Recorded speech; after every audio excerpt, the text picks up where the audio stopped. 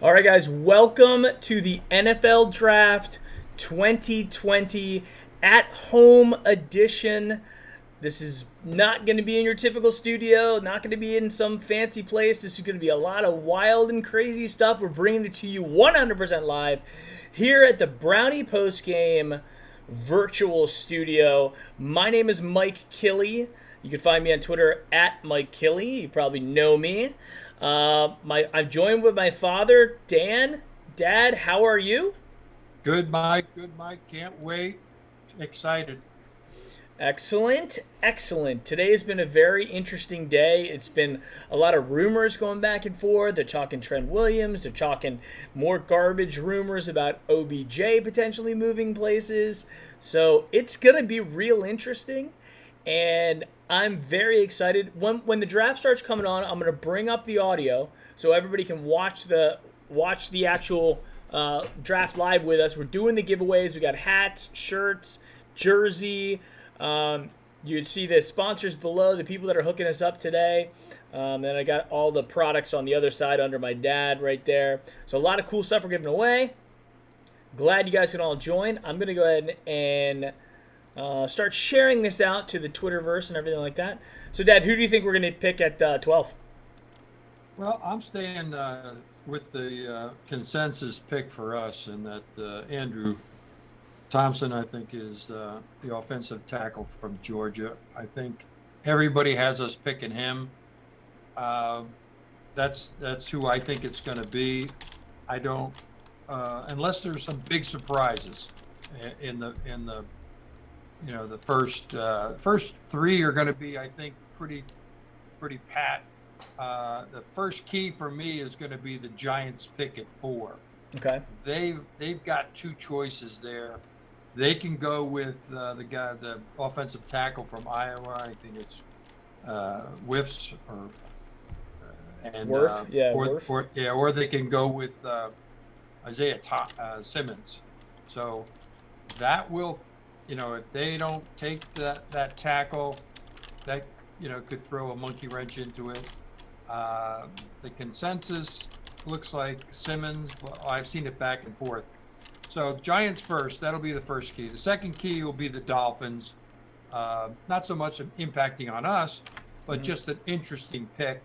Do they go with Tua and take the quarterback, or do they do something else? And if they do something else, then it's going to affect the next couple after that. But then again, it could come right back. Thank God we got 3-4 top offensive tackles there. So even if for some ungodly reason these guys jump on offensive tackles in the top 10, there's still going to be one left for us. So I think there'll be some surprises. I don't think it'll go, pat, but that's why they play the games, to see who wins. That's why we have the draft, to see who people pick. Yep. So I'm excited. I'm excited too. I've had a hard time working today. Try to keep my mind off of what was happening, right, in the draft. So this is a day we've been waiting for a while. This is probably, besides the uniforms. Well, first it started off with Stefanski getting hired and some of his guys. But besides the uniforms, this is the off season, guys, right here. This is the big event of the off season. This is the Super Bowl of the off season. We're bringing it to you live. We got a lot of the regular squad, I notice, in here right now. Right. Max Nikolenko. I'm gonna just rattle off a couple of the OGs. Max Nikolenko, Opaque Dawn, Roger Oshk.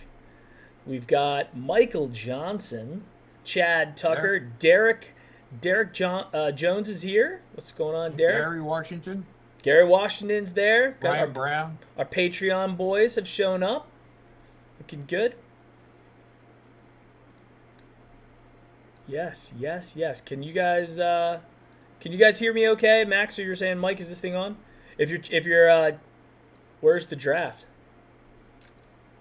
You guys not seeing the draft behind me? Hold on, if there's a problem with it. Oh, it's coming on. They're just doing some before the scenes stuff. Commercials. Yeah, commercials coming up. I was like, whoa, you're not seeing it. Yeah, draft's coming up. Go full screen with Roger Goodell there. Go live, buddy.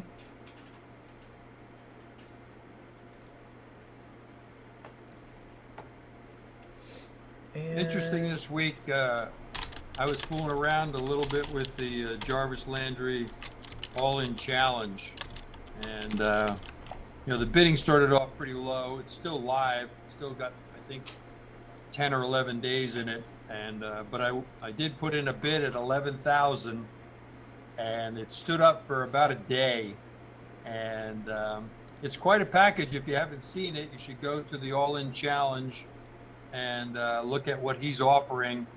And Mike and I put a pencil to it and figured out it's probably face value a little bit more, worth about 11 to 12,000. So it'll be interesting to see what it goes for down the road. Some of those all-in challenges are really, great packages by celebrities, football players, baseball, golf, you name it.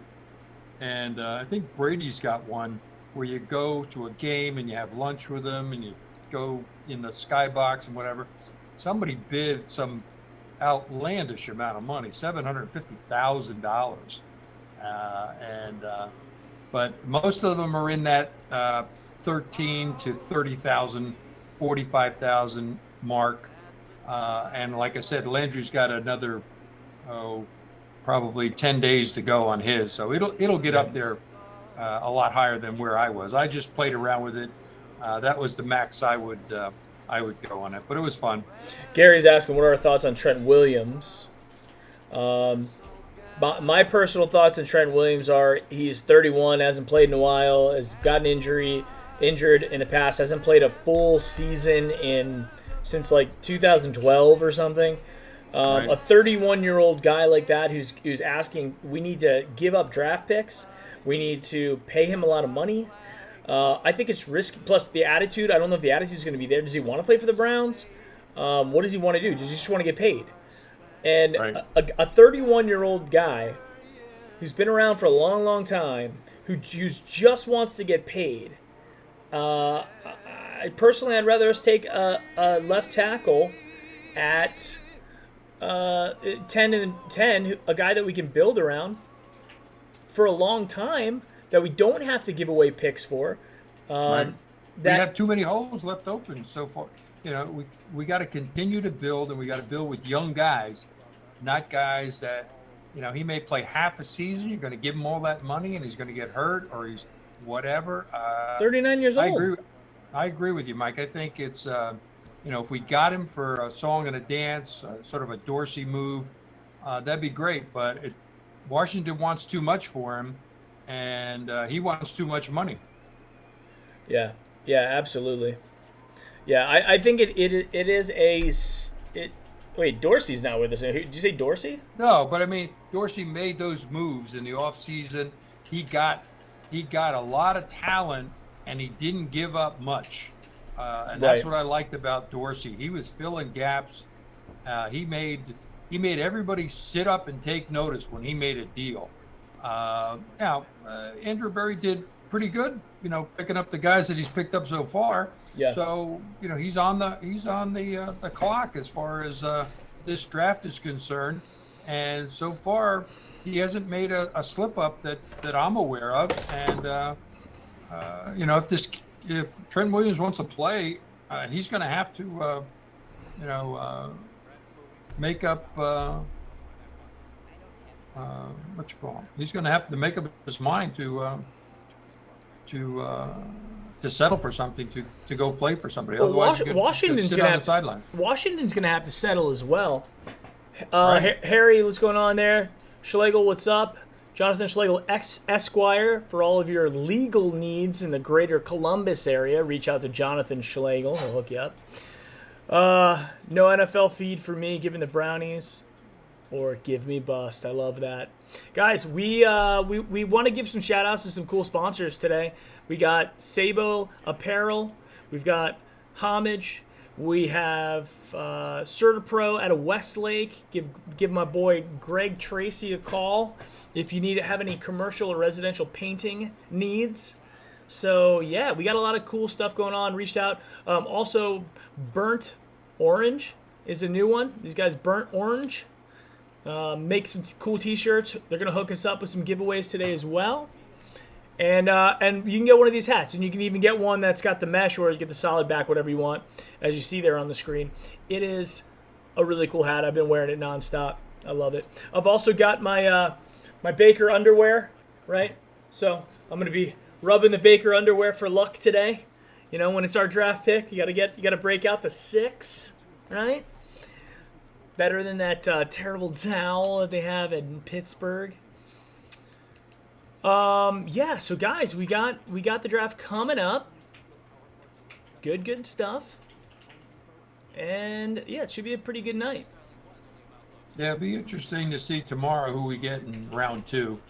Yeah, I would agree. I haven't really paid that much attention to it. I'll do a lot more tomorrow, but really just paying attention to what we do tonight as the key, and that'll open up things for tomorrow. So.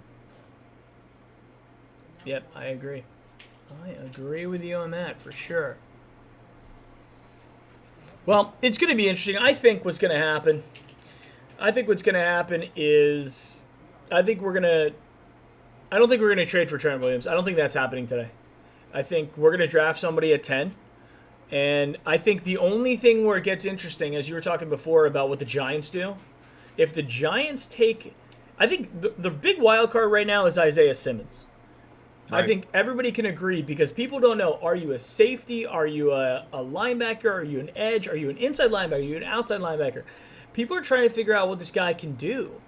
And I think that's not something that the scouts like when they're drafting a guy that high. They want to be able to take a guy, a Myles Garrett, plug him in. A quarterback, plug him in. They know the running back. They know exactly what they're getting from him. You're making a really big investment in somebody with a top 10 pick. You better darn well know what you're getting with that pick for all the money and what it could potentially do long-term to your franchise if you get it wrong. And God knows we've gotten it wrong a whole bunch of times.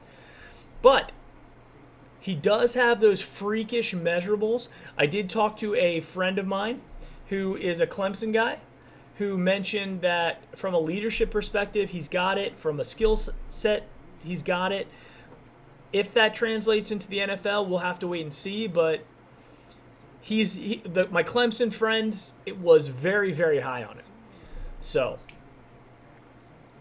but I will also consider this a positive draft. If we can address the left tackle position, guys, we are looking real good. Yeah, we have upgraded.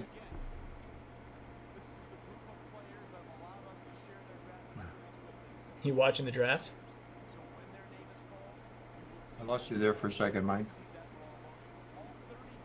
On the primary screen, Mike, I got the draft, but your picture on the right. Okay, that's fine. You don't have to worry about my picture. Okay. Yeah, I know. It's just showing a picture of the floor and the wires. Yeah. It fell back. I'll grab it at a commercial. Yeah, so I'm watching on my other screen with on YouTube. Okay. Which is a little bit delayed, but that's okay. Well, you don't have to look at me. No, I don't. No. Yeah. So yeah. I'm just trying to keep up with the chat, looking at guys. Jonathan Slagle's in there. Hey, John, how you doing?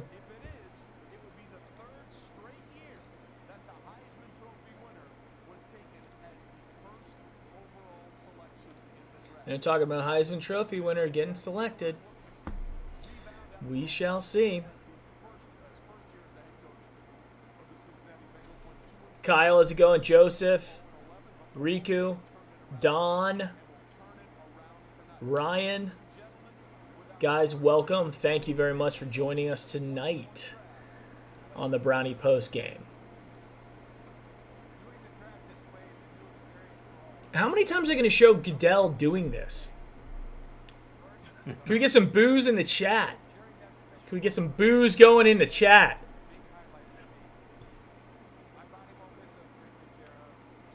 Danny Shelton. Ugh.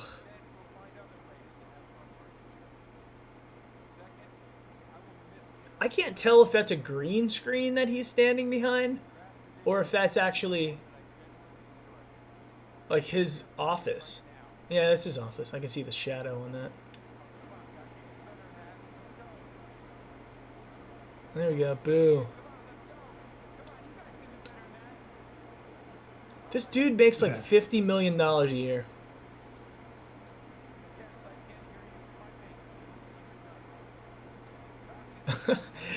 It's so like, how tone deaf is Roger Goodell?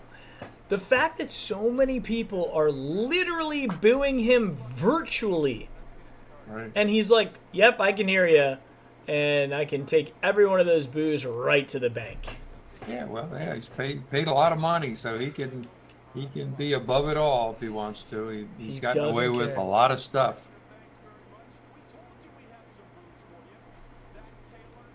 All right, let's I've bring got no audio for the draft, Mike. I know we talked about that. Okay. They're just talking about the Bengals right now. Okay. They're just, I mean, is the draft actually going? Okay, yeah, the draft is live. We finally got the ticker. I was like, where's the ticker? Where's the damn ticker? Got another 9 minutes to go. Oh, they're just gonna milk this thing out, you know. Plus, I think more than any year in the past, because of the amount of like potential technical issues that they're gonna experience.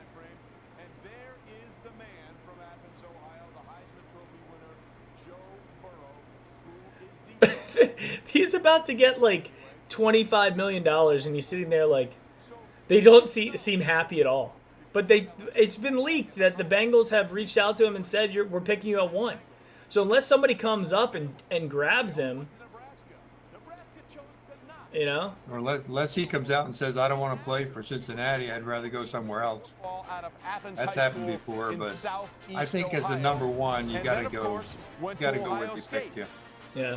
At one point, he was considered to be Money's the next just too Alex big. Smith, I mean, but he'll be an never really icon got in that going. city, Then he transferred from to day LSU. one. His first The season in pressure 2018 on was that okay. kid, 16 touchdowns, 5 picks. And then to be the starting happened, quarterback, and game my God, number one he is going to rolled be. in everything you He probably, with this, shortened preseason and shortened training camps and everything else, he may not have enough reps to be able to step in there. They may have to go with Dalton for quite a while. I don't think Dalton's gonna stay. I don't think they re-signed him. He was a free agent. I think they just let him go. Who's their number one then? To be honest, I'm not sure. All right, chat room. Try to tell us who's going to start for Cincinnati until if they draft Joe Burrow, he's starting. Like, Really? He's starting. 100%. Well, he's a talented individual. I watched him play several games towards the end there, and I was really disappointed that he was going to go number one, and we're going to have to see him play against us for the next 10 years plus. Yeah. And the Dolphins tried to get him. They reported all day yesterday and today that they were trying to make a move, and Cincinnati said no. I mean, the crazy thing about it is Cincinnati has a ton of picks. Or I'm sorry, Miami has a lot of picks. Right. I'm sure they offered a lot to go up to that number one spot. Let's take a look at the draft tracker from. All right, we've got Miami is at 5, Right. 18, and 26. And it's hilarious that like they've got 3. I wonder if it would have taken 3 first-round picks this year to get Joe Burrow, or if Cincinnati would even take that. Because the first thing they say is the speed of the game picks up. You're looking at Joe Burrow. No, I think they want a quarterback for the next 10 to 15 years, and they want a Brady type. And I can't blame them. I would, if we didn't have Baker, I'd say, have our guys jump up there. But I think he's the real deal. yeah, I think he is too. I mean, he's a big kid. He's polished. It's not like he's coming out after his sophomore year. He's coming out, after 4 years in college. He's a mature kid. Yeah, he's played against the toughest competition that's out there. Yeah. He's been tested already, and in big games. We've already talked about the fact that he's one of those guys who can just move subtly, buy time, keep his eyes down the field, and throw the ball with accuracy. He can throw the ball outside. A Tua kid is good too. I mean, Dolphins get him, and he's healthy. That's a major upgrade for them. Major upgrade. Now, how fast can he displace Fitzsimmons, Fitzpatrick, or whatever? I don't know, but he'll be nipping at his heels, and the Miami will be clamoring for him, especially since Fitzpatrick is up and down with his games. But it'll be interesting if they take him or they go for the guy from Oregon, or who the Dolphins go for. Yeah. I'm assuming the Dolphins are. I don't know if they're going to take a quarterback. I don't know. Well, they certainly need one for the future. I mean, Fitzpatrick is not the guy for the. He's getting older and older, and hopefully, if they improve their offensive line, Tua could be their. Well, that's the problem that the Cincinnati Bengals are going to have. Turn down Michael Irvin. He's loud. Just until the draft comes up. When the actual looking like they're going to make the pick, guys, I'll definitely turn up the volume. I think that the problem with the Bengals is if they take Joe Burrow, they have some weapons. They're not like the Browns used to be before Myles Garrett got there. They have some weapons, but I just don't think that they're going to be able to protect him. And a rookie quarterback that may not get a lot of reps at all in the preseason. Right. They could cancel the preseason or play it without fans, which is, it's still football, but it's not the same, right?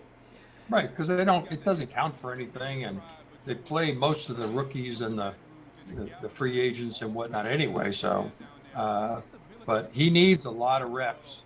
I don't know how complicated their offensive system is, how much different it is from LSU. I think in LSU, I don't think he took a snap under center. He was in the shotgun 95 to 99% of the time. Well, looking at the best available players, you've got Chase Young, 2 Ohio State guys in a row. I don't know how to pronounce Jeff. Is it Okuda? I don't know. I don't know how to pronounce him. Not an Ohio State guy.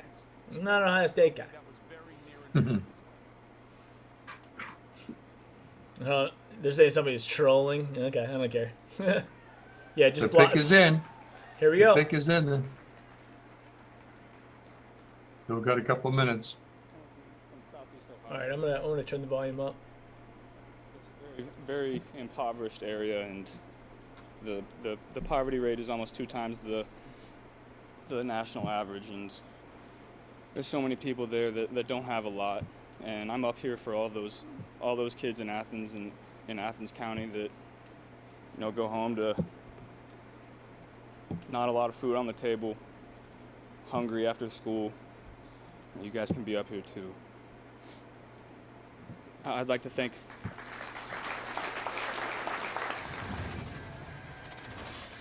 And that has led to the Joe Burrow effect away from the field, including restaurants in the Plains, Ohio, naming meals and omelets after him.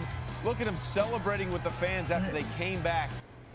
The pick is in, but they're still talking. They're not really. They're not really doing anything yet. They're gonna milk this thing, which is fine. It's like this is the least interesting pick, I think. This one and Washington, depending upon. I mean, there were rumors out there that the Browns were looking to move up to 2 with Washington. I mean, can you imagine the Browns trading up to number 2 for Washington and getting Trent Williams and the number 2 pick? What that would cost us? Yeah, too much. Well, we'll get the kid's reaction when they call his name out. The commissioner. Okay, here we go. There we go. With the first pick in the 2020 draft, the Cincinnati Bengals select Joe Burrow, quarterback, LSU.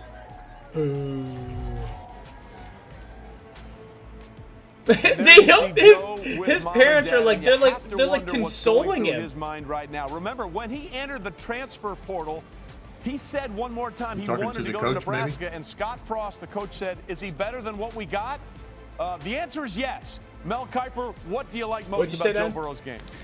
Maybe the improvement was so dramatic, and you were a little cautious early on, Trey, because this is a 6th-round pick going into the year, and all of a sudden you see this guy putting up big numbers. He looks like he's got it. 6'3" and a half, 221 pounds. They got everything going. And you start moving him up to the 3rd round, 2nd round. I drew comparisons to Tony Romo. Then it became Tom Brady. Then you get late in the season after he won the Heisman Trophy, you say, boy, now the pressure's on. This is championship or bust for LSU, and he didn't blink. He got behind, had a struggle in the Clemson game early, and then all of a sudden, lights out. Again, Joe Burrow's poise, his confidence, the way he manipulates the pocket, he just has that it factor. He has tremendous awareness. He slips, he dips, stays away from trouble, and then makes those accurate strikes down the field. Joe Burrow put together the best season I can ever remember a college quarterback having. As I said, you look at the elite competition he faced, 7 opponents that were combined 77-18. That's 77-11 if you take those losses to LSU out of it. So this is a guy that every step of the way played above and beyond what anybody could have expected based on what we saw 2 years ago. I think his improvement was not only dramatic, it was historic, and I don't think we'll ever see it again, Trey. Look, I've never seen a guy. Most people talk about this, Mel, as far as him being a one-year wonder. But if you go back to 2018, you started to see this coming on. He was more and more comfortable. And then in 2019, when Joe Brady comes down there and he opens up the door and he says, you know what, Joe, I'm going to put 5 out wide and I'm going to allow you to see the field. All and right, Joe Richmond's Burrow on the clock, 6 minutes. Right before our own very eyes. And I think the Cincinnati Bengals are getting a player that if they will take some of the same concepts that Joe Brady brought down to LSU, if they will have some of those same concepts in Cincinnati, you will see the same thing from Joe Burrow. The LSU guys are like happier than Joe Burrow was. And he will make sure that you guys go where you want to go, which is to the promised land. Kind of hard to get too excited about an obvious why pick. did he make that big transition from 18 to 19? It wasn't just the system. Congratulations. He got there late before You're that a Bengal. season, didn't get a chance to get comfortable, and he had a little rust. He hadn't played a lot of football. football He's going to earn every in 3 dollar years, of it. but what we saw this year was outstanding. How about the field vision, the awareness? Now, the second kid in a row come from Ohio. You've got Chase Young is going to go off the board. Justin Jefferson from the slot. You take that all day long. He identifies, he attacks, and he drops this ball beautifully in the bucket. Pick is in for Washington. They didn't take all 5 minutes. And ball placement doesn't get better than that. And then the toughness. I'm tracking it on one side. Toughness with Joe Burrow. His eyes on my left side, I've got who's the best possible prospects left. Draft up there, stream in the middle. In the middle of the field. How about the pocket utilizing the full Brownie post-game command center right now, guys. Find that backside seam. And again, beautiful ball placement. If you want to nitpick him, he played with an all-star cast of receivers, so every now and then he got away with a throw like this one that he might not necessarily get away with at the next level. But Lewis, he will not get away with that throw in the next level. He underthrew it by 5 yards. Yeah. Yeah, I mean, he really is technically proficient in many, many different things. Taylor when you're talking about coach. playing the quarterback position, first and foremost, when you want to look at it compared to some guys who are playing in the league right now as far as traits. You know, we already talked about the pocket mechanics. Look at him move up in the pocket here, keep his eyes down the field, 2 hands on the football to make sure it's secure, and then hit Justin Jefferson. He does kind of look like Tom Brady. Again, doesn't have the same delivery, though. Doing this his entire career. He doesn't have to be a great athlete, but he's so just smooth in the pocket. And now, outside the pocket, he's a guy who can escape the rest of the up in the pocket now to the right, get outside the tackle box, and just throw a dart down the right sideline there and just put it on the money. Jared Goff under Sean McVay. Does look like Jared Goff, featured outside the pocket. Look at this throw right here to Brandon Cooks in the back of the end zone at the back pylon. Doesn't get any better than that. And then his recognition and athleticism to be able to recognize, hey, all the defenders' backs are to me on the second level. They're running down the field man to man. I'm going to take off. I'm going to burn you with my athleticism. Ryan people Tannehill watching us does now. the same thing. He carried Welcome, the Tennessee everyone. Titans in this manner all year long in 2019. When he sees the defenders turn their back, he's going to take off and run with the football. This is what makes Joe Burrow the total package. This is why you go #1 overall. Yeah, listen, it's hard to go against anything that we saw from Joe Burrow this past season. So he is truly the Tiger King. So let us go for more on that. He goes from a Bayou Bengal to a Cincinnati Pick Bengal. is in with Joe Burrow. The pick is well, in. we all right knew now. this was coming. Doesn't make it any less powerful. Interview Joe, stuff. you were in Nashville last year for the draft. If I had said to you then, you're going to be number one overall in 2020, what would you have said? I would have told you were crazy. I knew I was going to have a really good season because I knew, we had really good players coming back. I had great coaches, and we were going to work really, really hard to do it. But to jump up to number one overall is crazy to me. But it's a dream come true. Mel Kiper shared earlier that going into last season, he had a 6th-round grade on you, but then you won the Heisman, a national title. You're number one overall. How do you process that? How do you process Mel Kiper's grade? I wasn't very good my junior year. What's the 740? I worked really hard to get better. All my guys worked really, really hard to get better. I think that's his zip code where we just in Athens, gelled as Ohio. a team this year to do exactly what we did. We weren't. I just wasn't as good as I was my senior year. But I worked really, really hard to improve. Tell us what the area code represents on your shirt. 740. This is Athens County area. May 6th is when the schedule comes out. To get something to it's coming up. represent my home area, my hometown, and Nike made this. Jacksonville could be the first game. I just want to show as much appreciation to this area as I can. I'll be up in Joe, Delaware. congratulations, number one overall. Thank you. I appreciate it. Let's hope it's not the first game. Let's hope it's the 3rd or 4th game. Susie, Joe, thanks very much. Chase Young is on the phone with Washington is now on the clock, and you're looking at Chase Young, presumptive to be the pick there, the best defensive end in this board, the best player, quite frankly, in this draft, based on total talent, if you look at Mel Kiper's big board. So let's tell you a little bit about Chase Young and the things that he's been able to do at Ohio State. A long list of great defensive ends over the years have come out of Ohio State. Chase Young, of course, born in Upper Marlboro, Maryland. Is he Here's in the entire list of Ohio State thing on defensive the ends screen? It says Washington, D.C. Is that where he's from? Is that where his parents are with from? double-digit sack seasons. Maryland. Mike Vrabel and Chase Maryland. Young. That's the entire list. They just said that. That's why a lot of people think that they are zeroing in on the man. I mean, that's even a smarter pick for them. He's a local boy.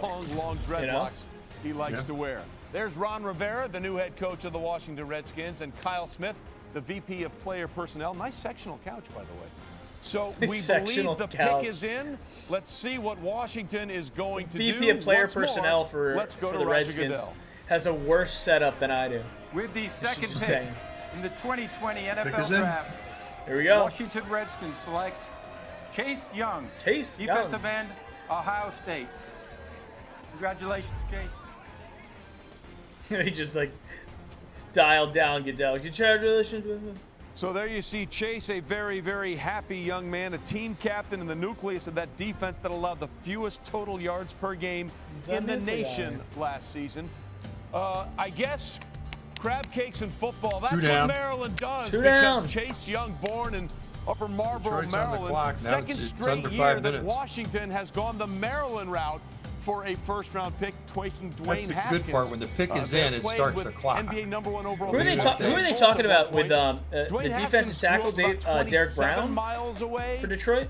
From defensive back. Where the Redskins trained and Chase Young, about 55 miles from the Redskins practice facility in Ashburn, Virginia. So we are clearly seeing a pattern. Booger, Chase Young was a dominant force. We best talked available. about what sacks that he was able to get at Ohio State. What is Washington getting in Chase Young? The highest rated. Well, quite simply, Frey, they're getting the best player in this entire draft. The best rated offensive lineman is that the guy from Louisville, Mekhi Becton, and he's only got a 6.70 rating. Yeah, in the draft that I saw this morning, they had him going after us at 11 to the Jets. So he's fallen a That's little weird. bit. Yeah. The guy from the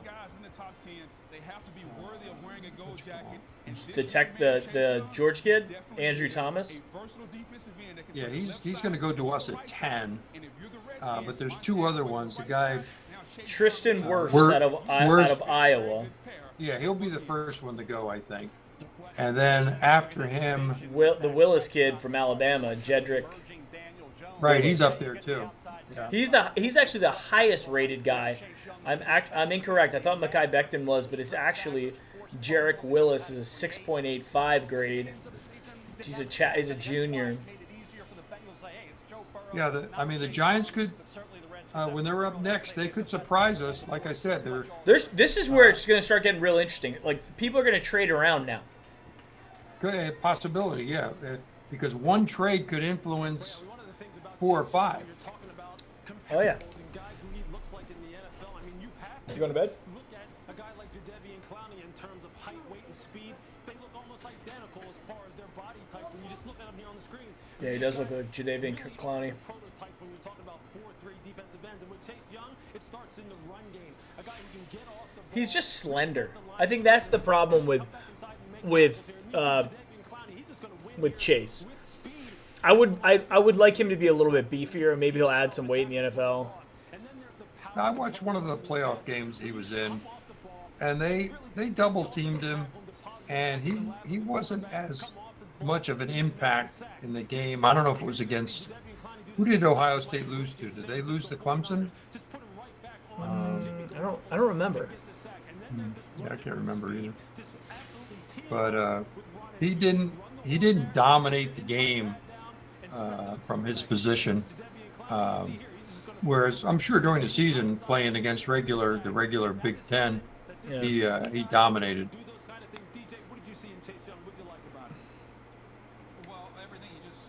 Pick is in. They're like, hey, pick is in. Just let us talk about Chase Young for another couple minutes. No interview with him yet. No, not yet. This Washington Redskins team was last on third down defense. That'll change. Yeah, DJ, it certainly will. Real quickly, Chase Young was destined to be a football player. He was playing flag football at the age of 5. When do you want to start to talk about our pick, tackling Mike? The players, then our getting their giveaways. Flags.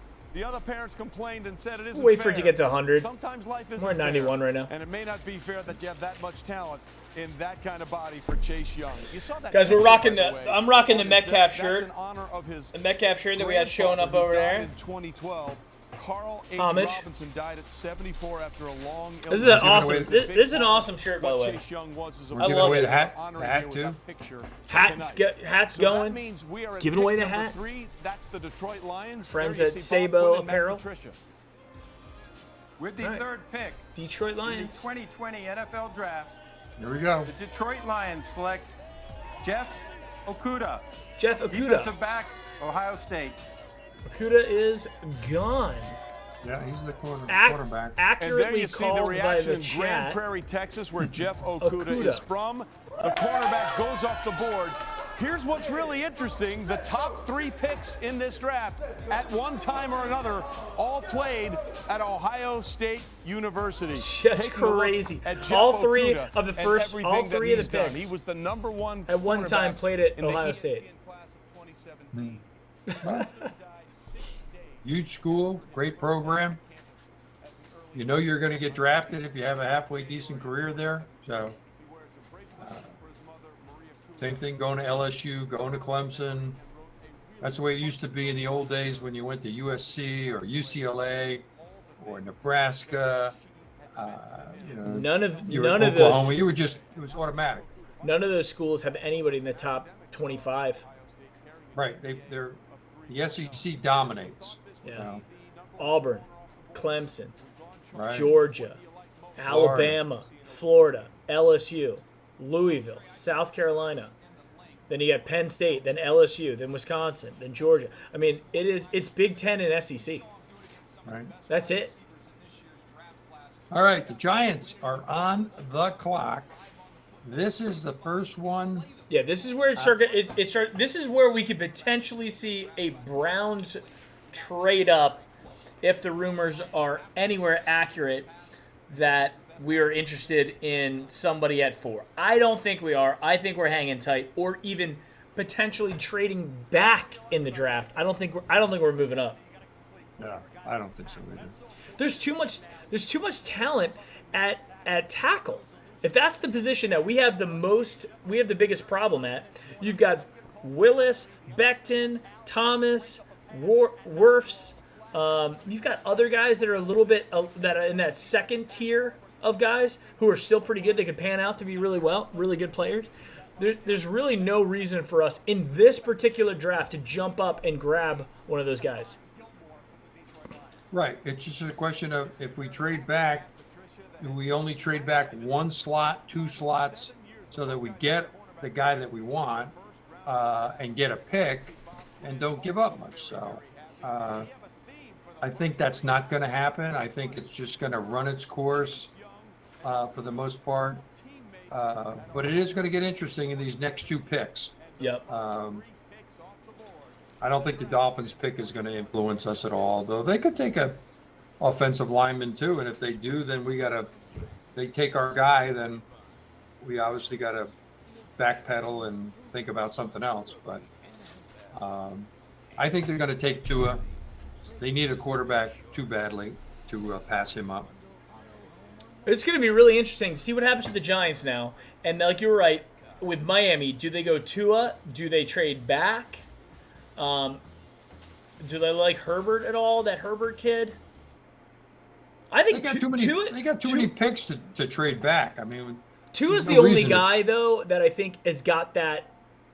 He's one of. He could have been the first overall pick. He's that good. If he wouldn't have got injured, you know. So and this kid Simmons is a good pick too. I mean, they could go with defense. That wouldn't shock me. So it all depends on whether, the Giants go offensive tackle, they let Simmons slip, then Dolphins got a bigger choice on their hands, bigger decision to make. Yeah. I think if they take Simmons, the Dolphins are not going to take an offensive lineman. Maybe in their second pick they will, but in their first one they'll either take Simmons if he's available, or they'll take Tua as their quarterback. Well, we'll see here. The pick is not in yet. It's still moving for the Giants.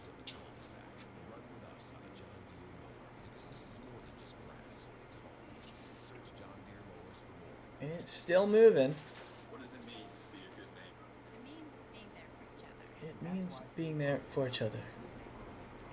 We know that our customers are driving less, which means fewer accidents. So State Farm is returning $2 billion to auto policyholders for the period ending May 31st. And will continue making real-time decisions to best serve. Chat, what do you think? Chat, what do you think the Giants are doing here? I think this so far has been taking it the furthest down to the wire, because the first three picks were pretty much locked in like weeks ago. So they were givens, yeah. Yeah, what do you guys think? You think we're going Simmons? You think they're going to? I think they have to go offensive line. I agree. Becton, Paul, and Ara. I agree with you. 100%. I think they're going offensive line. I think this is where you see Willis or Becton going. No, the kid from Iowa, Birch, that's how you pronounce his name. He could go. Opek Don picks him, yeah. Wirfs could go, yeah. I want a surprise. I want to make this interesting.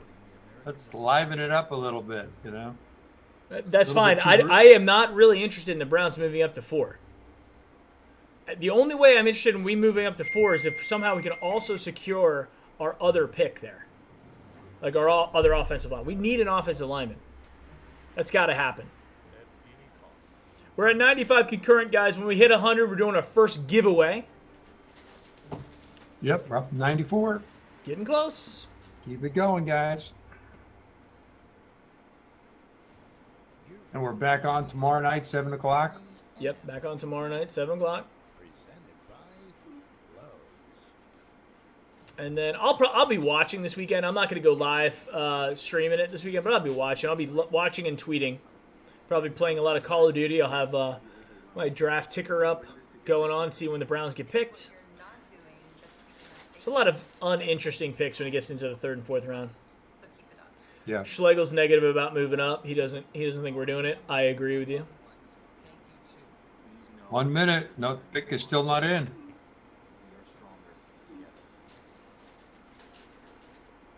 Pick is not in yet. Now it is, finally. It just got announced. Pick is in.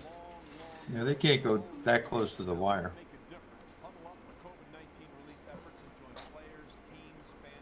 We got my web browser is actually about 10 seconds faster than the stream here, so it'll tell me who the pick is. So I'll be able to announce it before Goodell. Huh? So the Giants are now ready to roll. No, they won that Super Bowl. Super Bowl 46, 21-17 over the Patriots. That seems We're like up to 100, Mike. for Giants fans. They All right. failed to make the We'll do it right playoffs after in right 7 after the next pick. two We'll do it. seasons. The one time they did, they lost in the wild card round. Guys, we're doing the giveaway. Hang tight. We're going to do our first giveaway of the evening. Only a Giant was the line. Head coach Pat Shurmur was fired. Pat in Shurmur, December, rest in peace. 9-23. Joe Judge. hired in January. Where he came from, I'll never Joe know. Judge But They're showing it right now. went the route Mississippi last, State spent grad time with the assistant. Patriots as not only their special teams coordinator, but also As worked a out with the special linebackers there. teams coordinator. And he sort of had a little viral moment here. His dog Abby. Yeah, I mean, was that's on the It's a cover of dog the New York eat Post dog world. with this Giants Twitter account posting a photo of Judge That'll be working from interesting. home, and Abby became an internet He's on a sensation. Dell. And Judge said right We now can't, Abby could Mike. You probably can't tell do you more about who they're the gonna take in the first round than fan anybody else. reaction from the Giants. Take a look at Joe Judge. and I don't see Yeah, I Abby can. anywhere. I can Joe, see you're if I can telling us pull the it up. dog's gonna make the pick, Okay. That'd be we need to interesting, know that the dog especially is in if there he's. making the pick with you. I'd like to Mel, hear where what the should Giants go fans here are with this? We thinking, know their GM, Dave regardless of Gettleman, who was they the pick. big guys. Could we see a Whether run it's on the, thickness starting here? offensive lineman or it's the Simmons kid. It's so interesting seeing the setups that these guys are in. Because usually they're in a big war room. They've got their whole staff around them. They're just like random rich people living in fancy houses with no furniture, not a whole lot of furniture. Very bare, plain They're all homes. they're all in their basements. Well, and that too, yeah, basement. And I think that's really limiting the interaction, between the GMs and whatnot. Isiah Simmons is Yeah, still I'm there. sure it is. Dabo Swinney has called him a beautiful football player. The Well, pick I is think in. They took Andrew Let's go to the Thomas. No. Andrew Thomas is off the board. All right. NFL draft. All right. I heard rumors about that. Andrew Thomas, tackle, Georgia. All right, Browns fans. Let's hear it, chat. What are we up to now that our number one guy is gone? He's our guy. This offensive lineman, let's hear it. Andrew Thomas. As a junior last People are season, not he won happy the about it. SEC's Jacob Blocking Trophy and was a consensus All-American. Now, what's really interesting about him he was not on- is that he not was not on only my did he play radar high school screen for football, them. but as you Me can either. see, he was what we call a percussionist now, at Pace Academy, which is a fancy way of saying he played the drums. One of the other Now, offensive his tackles. high school coach was Chris Slade. Who's your second pick, Mike? My second pick, I'd be happy with Becton. I'd be really happy with Becton. He's young. Willis from Alabama is pretty good too. Yeah, Willis is good. Becton's good. Wirfs is good. I mean, we're good no matter what happens at 10. Even if more offense tackle, we're still fine. You got to think that the Giants and the Browns talked, and the Browns, if they're worth their salt, would have had a feel for him, going to the Giants. And if they really wanted him bad, they would have moved up and they would have given the Giants what they wanted. And that may be why there was rumors out there, the Browns talking to the Giants earlier today as well. It could have been about that. We're like, hey, we know who's going 1 and 2. We think we know who's going 3. And, we're going to have the first stab at the tackles. And Giants, Daniel Jones got hit a lot. Daniel Jones is going to. It's like any quarterback. I watched a lot of Baker Mayfield. I'm putting together a new Baker Mayfield hype video. I watched a lot of his video from college in doing this, and he had so much time. I mean, he had 5 seconds to throw. And when the year before, his first year after he came out and he beat the Jets, from that point on, they protected him okay. He didn't get really beat up that badly. That's why he had a lot of touchdowns. He had a lot of time to throw the ball. Chubb did pretty good as well. It was the second year. It was this past year where the pass blocking broke down, and he forced it too much. The play calling wasn't like I think he had a lot of Baker Mayfield had a lot of drop passes. Yeah, that too. He had a lot of issues with protection.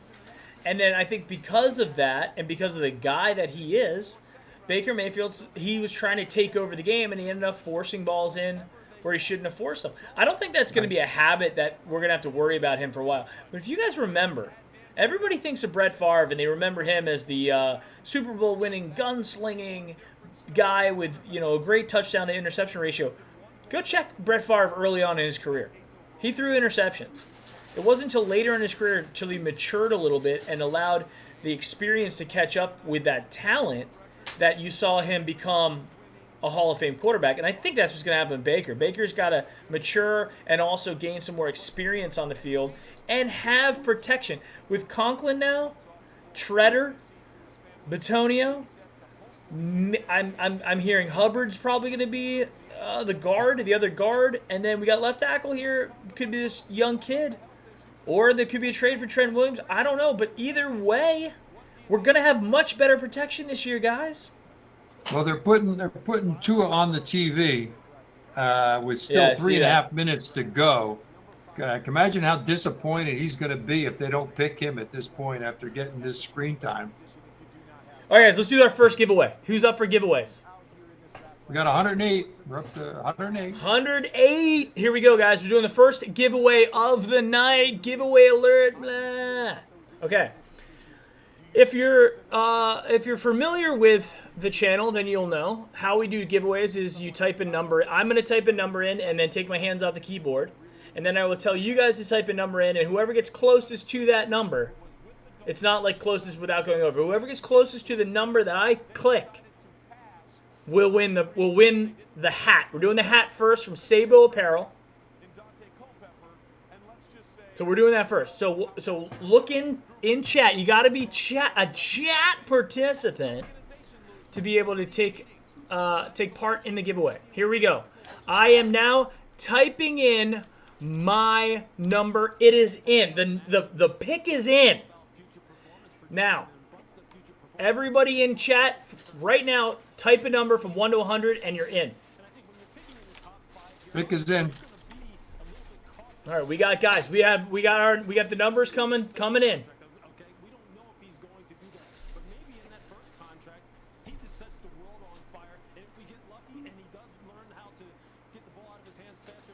All right, we got the numbers coming in. You can only pick one number. If I see your name twice, you're disqualified. And I will go back and check. If you've put in more than one number, you're out.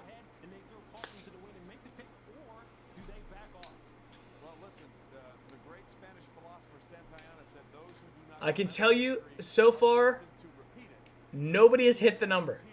Wow. Nobody has hit it.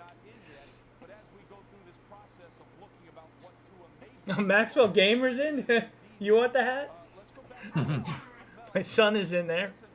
We've been through this, and we know we're in a weird situation here with the medical, and you can't really get your hands on these guys. If this was a normal run-up to the draft, would this be as much of an issue as it is right now? I think the Chargers are up next after Miami. Yeah. And they're not going to go offensive linemen. So I think they're going to go defense. Yeah. They could go quarterback, too.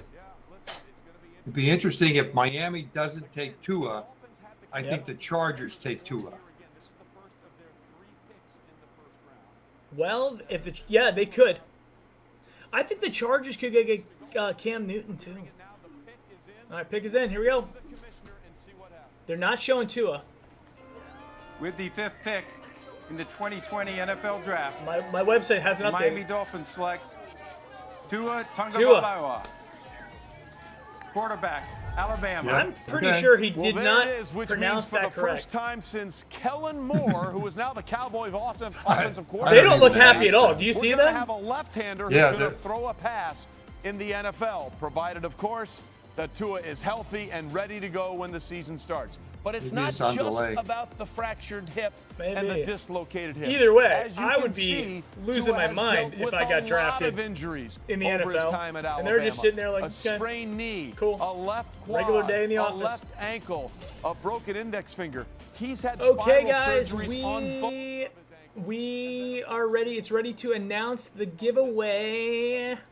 And I think everybody's got their numbers in. This is the final warning, the final countdown. Da-na-na-na, da-na-na-da-da. And the number is 19. Come on, guys. I don't think anybody got it. Let's take a look. I'm scrolling Rhonda up. Morris just put in 20 just before you. Well, that could win. Actually, that could win. Because I hit the button before I said it, so it wouldn't. Okay, so we have. Right, it's that. She's on there before you posted it. All right, so Ara had 21. Oh, now you got a. The real Riggs had 21. You got a playoff. Well, it depends. You said she had 20 though, right? Yeah, Rhonda Morris had 20. 23, 14. Oz Travels said he picked 21. No, Rhonda Morris, that doesn't count because it happened after I clicked it. After I hit 19. So it's disqualified. Really? Okay. Okay, so let's go. So we had a couple. Do we have any 18s? I'm scrolling up. I don't think we had any 18s. We had no 18, no Kosar on the Cowboys. Okay, so Ara.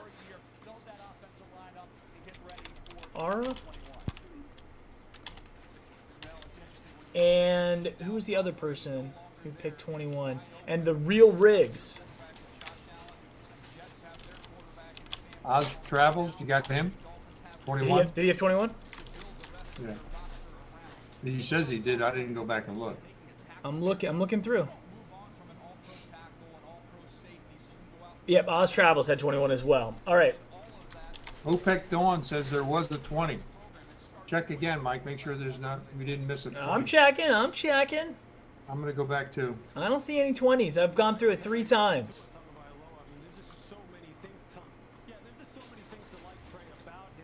There's 21s, and I got my 21s. I got the 3 21s. Going through it. Oz Travels is the last one that had 21. And that was it. All right, so these 3 are in the playoff.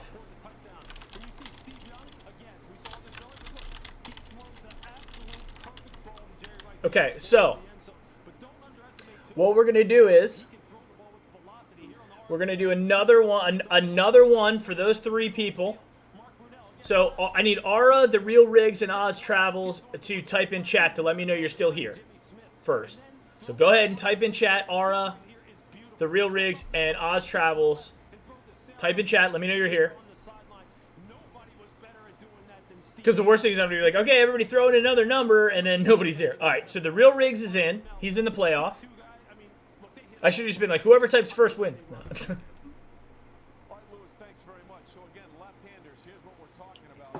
Harry, what? Who am I wrong? But the legend of Tua is a real thing. Lane Kiffin, when he was with Bama, went out there to scout him, and as soon as he saw the kid, Rhonda got done dirty. Rhonda's pick came in after I hit enter.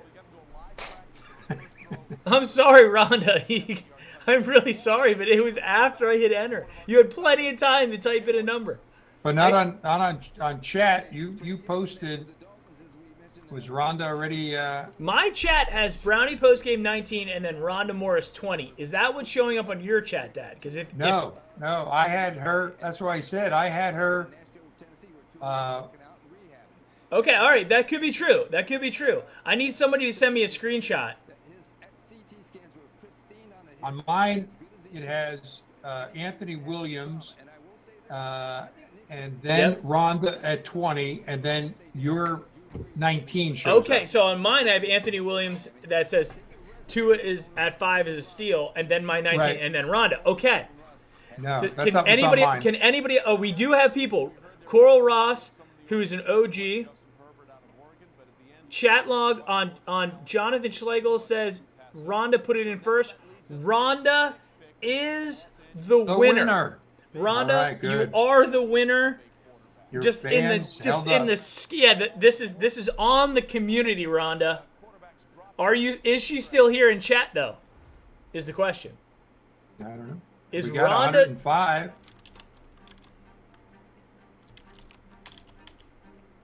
She hasn't posted anything recently. Rhonda, are you? Yeah, she's there. Sends a thank you. Rhonda Moore. Okay, good. So I must for some reason your chat's faster than mine. Your chat must be like a hair faster than mine. Okay, good. All right, Rhonda. Rhonda's here. Okay, cool. Rhonda, you win. Send me an email. Send me an email at browniepostgame@gmail.com with your address. I got it. Thank you, chat, and thank you, Dad, for catching that. I swear to God, on my end, it had me and then her, and I was like, that's it. I'm sorry, you're out. But, Rhonda, you win. I apologize. I promise you I wasn't trying to do you dirty. Congratulations on the hat. So send me your contact information, Rhonda, and also let me know if you want the mesh one or you want the all solid hat one.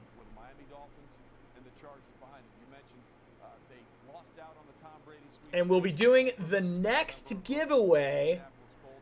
Okay, we are on pick 6. We'll do the next giveaway when the next offensive lineman comes off the board. Oh. And the next giveaway is going to be for the Eric Metcalf shirt. So the next one, guys. So what did the chat say about the Eric Metcalf Flash shirt? Pick is okay, in. Here we go. Pick is in. Justin Herbert. Herbert's gone.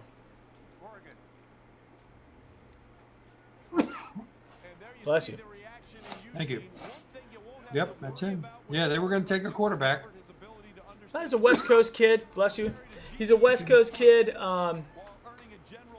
This is the first actual expression of excitement that I've seen out of. Well, I guess Chase Young was a little bit excited, but man, nobody seemed to care. Okay, so 3 quarterbacks are gone. That's really, really good for us. That ate up a lot of draft. Carolina, Arizona, Jacksonville. If they take offense, if they all take tackles, it could be Willis, Becton, and Wirfs gone, which would then drop us into the second tier. All 3 teams have to take tackles now for us to not get one of the guys that are graded within 50 basis points of each other. Yeah, now it's an interesting number 10 pick for us. It's like there's no way 3 offensive tackles are going to go in the next 3 picks. It's possible. I doubt that very much. The Chargers, they went with a quarterback. They need a quarterback. Yep. He's a West Coast guy. So that was a logical pick. Who's up? Who's on the clock now? The Panthers. I'm not a buyer of Herbert. I'll go on record saying I'm not a buyer. Arizona, of the 3 that are on the next 3 picks, Jacksonville, Arizona, and Carolina. Yep. Arizona, I've seen with several of them picking an offensive lineman. So at least one more is going to go out of the next 3 picks. I think Simmons is going to go here. That's my guess. So I think he's off the board. Well, right now, in terms of the NFL grades, Derek Brown is rated higher than Simmons. So Derek Brown, a defensive tackle, is still there, but I think you're right. Simmons probably is, based off of his ability and his stats in the combine, passing up on him at 7 would be pretty interesting. Yeah, I see Carolina taking him. Now there also could be guys moving up too. I mean, there's been no trades. Yeah, now it's going to get interesting because now some of their guys are being taken, and you know they're looking at their second guy maybe, and is he going to be around? Can I move up? Can I jump in front of Cleveland to get somebody? It's going to be interesting. I think the Panthers stay. I think they take Simmons. Yeah. They could take Brown. One of those two. They're going to take one of those two, and whichever one they don't take, if Arizona takes a lineman, then Jacksonville is going to take a defensive guy. They're not going to go offensive. So looking at the tackles that exist, all right. So looking at the tackles that are out there. Willis, Becton, Wirfs are the three guys that are there. Then you got Josh Jones out of Houston, who's got a very similar rating to the other guys. I mean, he's not rated that far off. And then Isaiah Wilson, who's right there as well. Then Austin Jackson, the kid out of USC that we had talked about, thinking that he was going to go higher. And then you got Ezra Cleveland out of Boise State, who people are saying that the Browns really liked him. All the way at the bottom, you got Trey Adams, the 6'8" kid out of Washington. I mean, there's tackles out there, guys. But I think you're right. I think we got to grab one of the good ones. Anthony Williams, I'm not a buyer of Baker Mayfield. You're crazy. Yeah. He's not a Browns fan. Yeah, apparently not. I don't know Simmons, many Brown. Browns fans who aren't buyers of Baker Mayfield. Yeah, Willis could go here, and if not here, he may go to Arizona. So then it'll be, between the kid from Louisville and who's the other offensive lineman?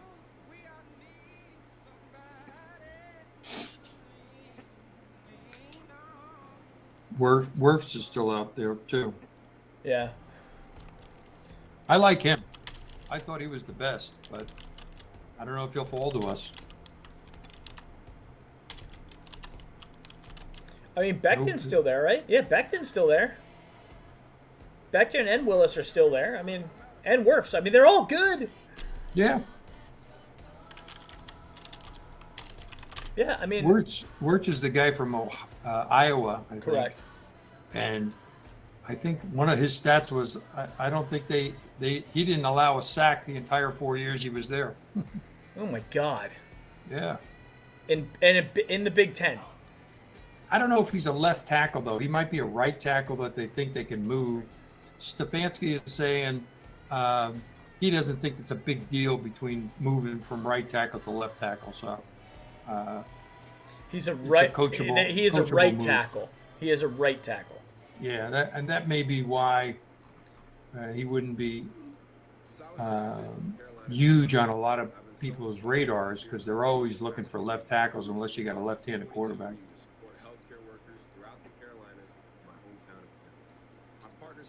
Well, they're milking this one. How much is on the clock? It's in. I'm saying the clock is in. Arizona's actually on the clock right now. Oh yeah, pick is in. Okay. I think you're right. I think Simmons is going here to Carolina. I think so too. Because if he doesn't go to Carolina, I don't think he's going to go to Arizona. He could go to Jacksonville, but Jacksonville. Oh sure, yeah, they're looking for defense in Jacksonville. So yeah, but the best defensive players in Jacksonville, they just got rid of. Yeah, so I think they'll take Brown or they'll take Simmons if it goes to number 9.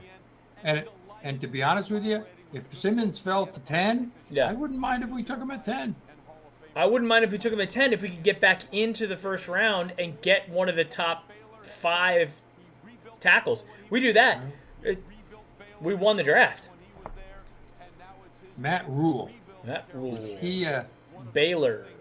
Does he need an offensive lineman or does he need defense? Well, you got Teddy Bridgewater in Carolina now. They're committing to him, and I guess Will Greer is the backup there. Mm. Here we go. Roger Goodell. Here we go. Pick us in. Derek Brown, defensive tackle. Yeah. With the 7th pick. All right, that was 2020 NFL Draft. Carolina Panthers select. That was Derek not a Brown, surprise. I defensive tackle. had them Auburn. go in defense, and I thought it could be Simmons or Brown. So they Well, took, there you they took see Brown. Derek Brown. I His think he's the teammates more. called him Baby Barack. One of his teammates, Marlon Davidson, referred to him as Channel 5 reporting live because he knew something about everything. He is exactly who you want your player to be. He is. Got I mean, somebody with he's. a mask on, didn't he? What's that? One of the people in his entourage has a mask on. Oh. From Sugar Hill. So I would say I think it's a safe. He's a safer pick between him and Simmons. I think if Simmons works out, Simmons could be. He could be elite, or he could be a tweener guy who doesn't quite fit in. Well, this spices it up for Arizona because they need offensive line. Well, they need offensive line, but they could use a guy like Simmons too. I mean, he's the top guy on the board. So you're passing the top guy on the board. So that leaves us. Lineman. That leaves us with Willis, Becton, or Wirfs. Right, and if they take Willis, then I'm saying we're going to take Wirfs, and because Jacksonville is not going to take an offensive lineman. Wirfs, W-I-R-F-S, Wirfs. That could be our guy. Could be.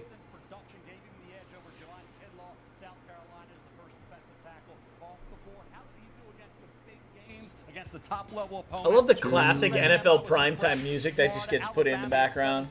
It's excellent. Tackles for loss against the quality opponents. LSU, he's 7 tackles, 2 for loss. That's the difference. He just knocked Joe Burrow over. Over Javon Kinlaw, in my opinion, DJ, was the consistency week in and week out. And Mel, to me, when I watched him, the thing that jumped out to me, I thought he played with tremendous effort in every game that I watched. I saw him pursuing plays all the way across the field. He can really reset the line of scrimmage with his He reminds power. me of Big Daddy. I was fascinated to see what Matt Rule would do with this decision. His first but faster. Pick, would he go Isiah Simmons to get some speed and athleticism at the second level? He decided to go with a defensive lineman who can generate some of that interior pocket push inside the division where you're going to have going up against. Yeah, I think they go offensive lineman. They take one of the top 3. That's my. I think it's amazing. It's junior. So it's going to be a young kid. So that means Jacksonville is probably going to take Simmons. It's a lot of Harry LaFontaine says there's a lot of tackles, only one Simmons. Right. Take Simmons only if we get Williams. That's actually an interesting thing too. But I think if we don't take a tackle and we take Simmons, then Washington has more leverage on us, because they know that we have to get that tackle. If we take Simmons, which I would like a 4-3 linebacker chasing down Lamar Jackson because we don't have a linebacker that fast. There's not a linebacker that fast in the league. He's it. Michael Johnson says that Jacksonville's going to take Simmons. Yeah, they're going to go defense. They're not going to take an offensive lineman. So with Brown off the board, Jacksonville is going to take Simmons. And I think an offensive lineman goes here. It's a question of who does Arizona like of the top 3. I think the kid from Louisville is 3rd, and Willis and Wirfs are the top 2. So they're gonna take. There it is. Here we go. In the 2020 NFL Draft, the Arizona Cardinals select Isiah Simmons. Linebacker, Clemson. Yep. Well, it is hard to fault anybody picking Isiah Simmons. If you just listen to Davos, okay. They don't seem too excited either. That's a nice house. Yeah, beautiful. It's a really nice house. In fact, he checked some boxes that don't even exist. Not bad for a kid. All state safety and all conference wide receiver. Safety and wide receiver in high school, and then he went to play. Interesting. Okay, so Simmons is gone. Now we've got the pick of the. We could get Willis, we could get Becton, we could get Wirfs. And yeah, well, I think we got our choice of the three. I think I would take. We could even trade down a couple picks. If somebody wants to jump up, we could trade down a couple now, and potentially just still land. Just a couple. Just enough to make sure that we land one of those top 3 guys. Because they got the Jets taking the kid from Louisville. Okay. So we can't, if we trade down and let the Jets in front of us, they're going to take. If anybody's close to being accurate, they would take him, so he'd be off the board. But they're only taking him because all the other ones are gone. So if Willis was still around, they would take him. I don't think Jacksonville is going to go defense.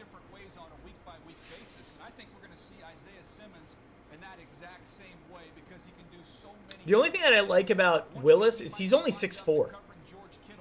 So he's not 6'8". He's 6'4". That's not a super tall tackle, He's actually pretty slim too, only 312 pounds. Well, he can bulk up. I mean, he played for Alabama, right? Becton, on the other hand, 6'7", 364. Oh yeah, he's a monster. He's one of those. I think I want him. I think I want Becton. 6'7", 3. I take Will. I take Wirtz first. Wirtz,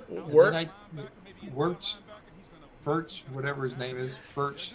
I take him. Then I take Willis. I would be happy with either one of those two. Okay. Becton, I'm not. I think he's just too big a guy that may not be able to stay in shape. Wirfs is 6'5", 320. That's a good. Yeah, I like him. Josh Jones is 6'5", but I would be 319. happy with Willis too. Either one of those. So. Austin Jackson, 6'5", 322. Robert Hunt, 6'5", 323. They're all about the same thing. Ezra Cleveland, 6'6", 313.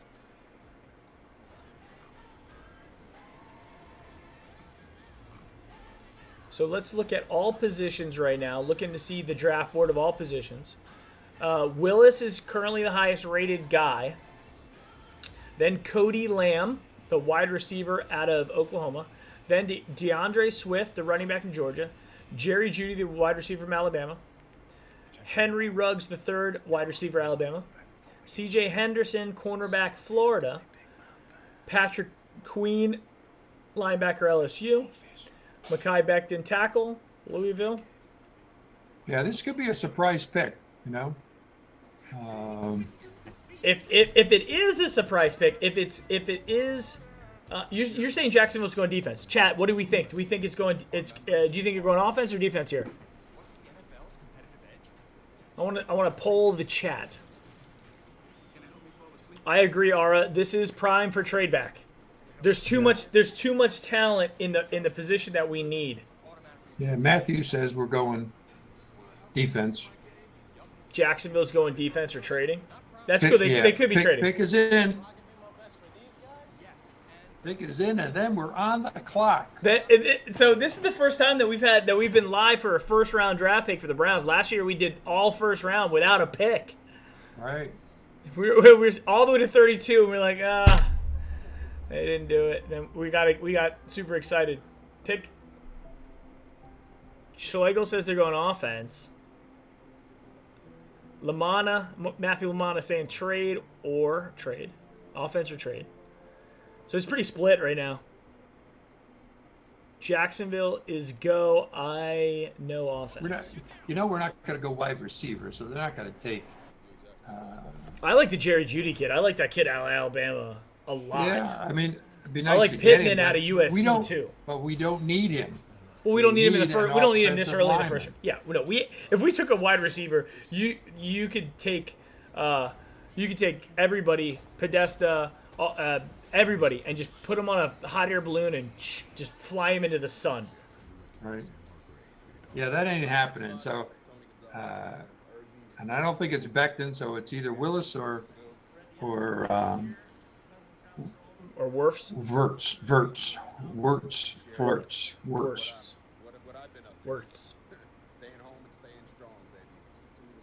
What's his first I name? would be very happy with Becton. Becton is a monster. Yeah, but like I said, I don't think he'll hold up. It depends on how athletic he is. I mean, if he's a big athletic guy, great.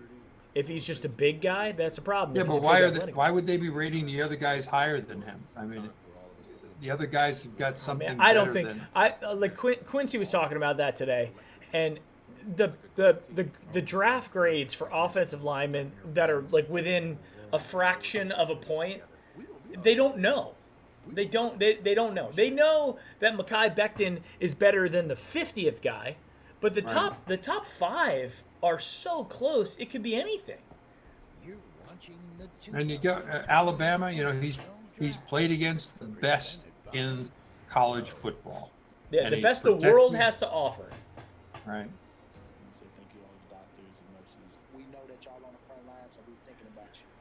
Oh man. Pick is in.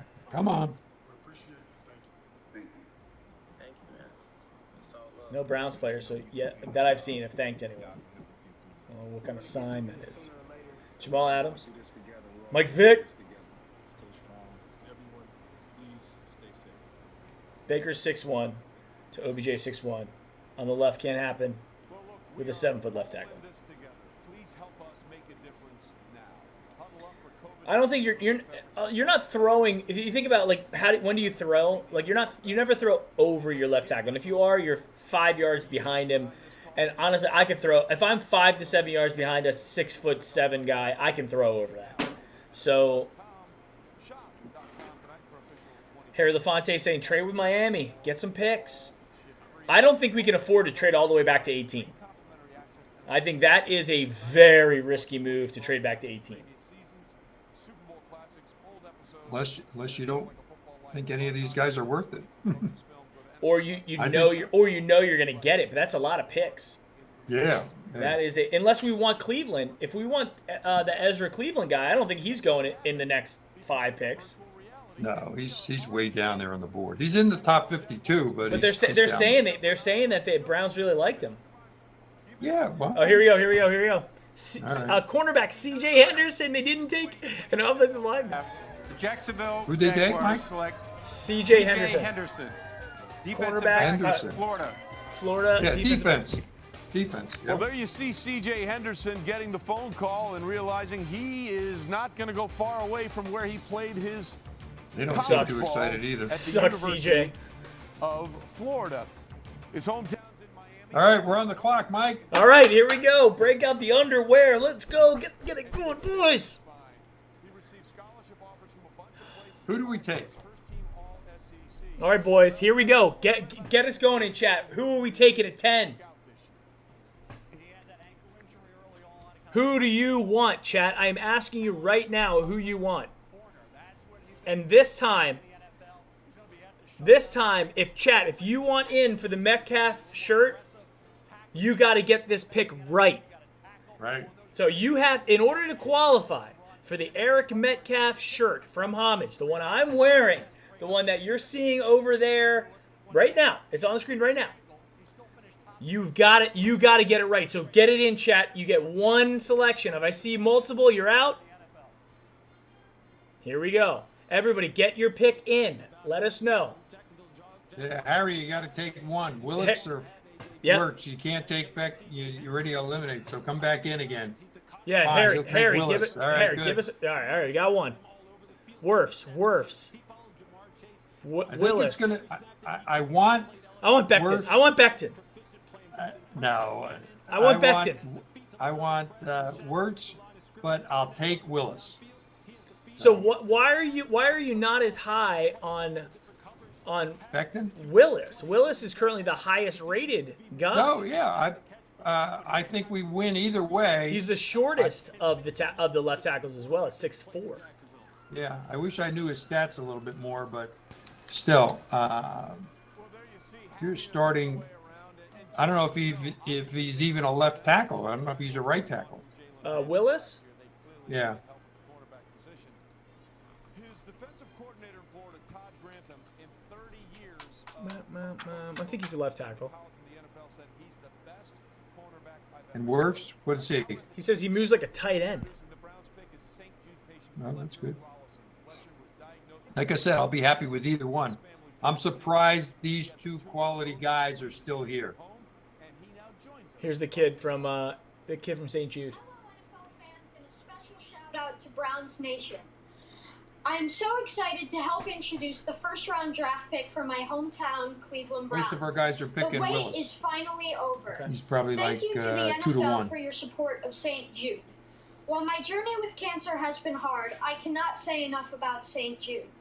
The doctors and staff are amazing, and they have taken such good care of me. And now back to you for the Browns pick.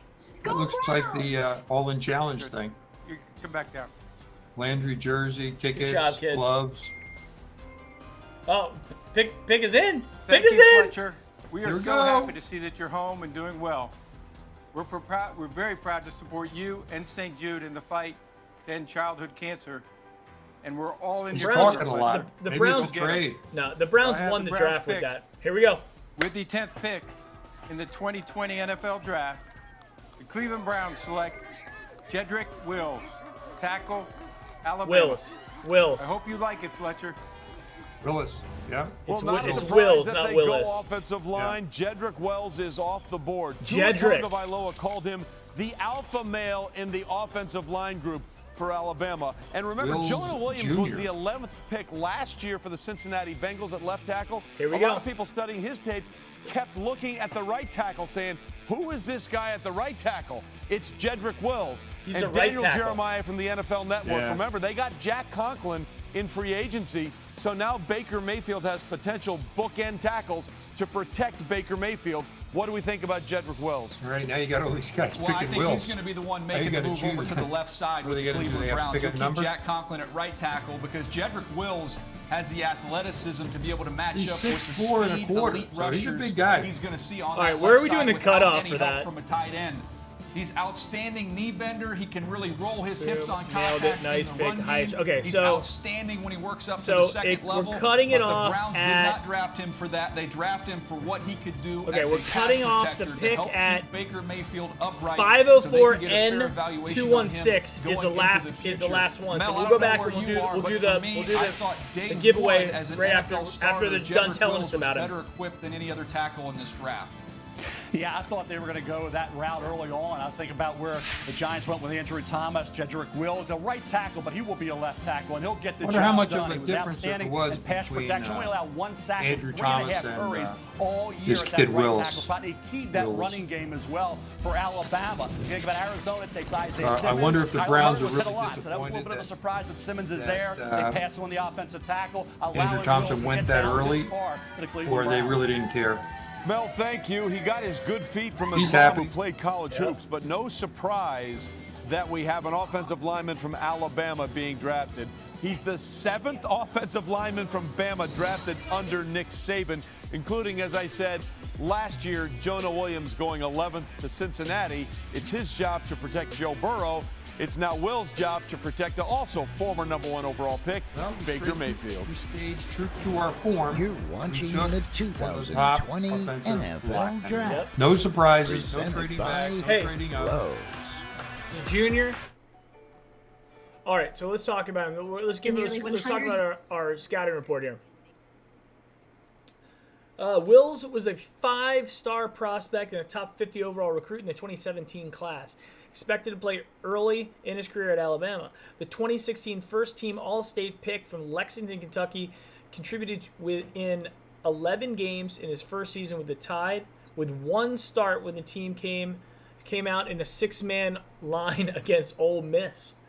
Wills was competing against veteran Matt Womack at right tackle in 2018 fall practice when Womack went down to injury.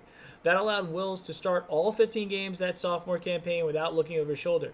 His game improved from a sturdy to dominant in 2019. He gained second-team Associated All-American and first-team All-SEC accolades while starting all 13 games at right tackle.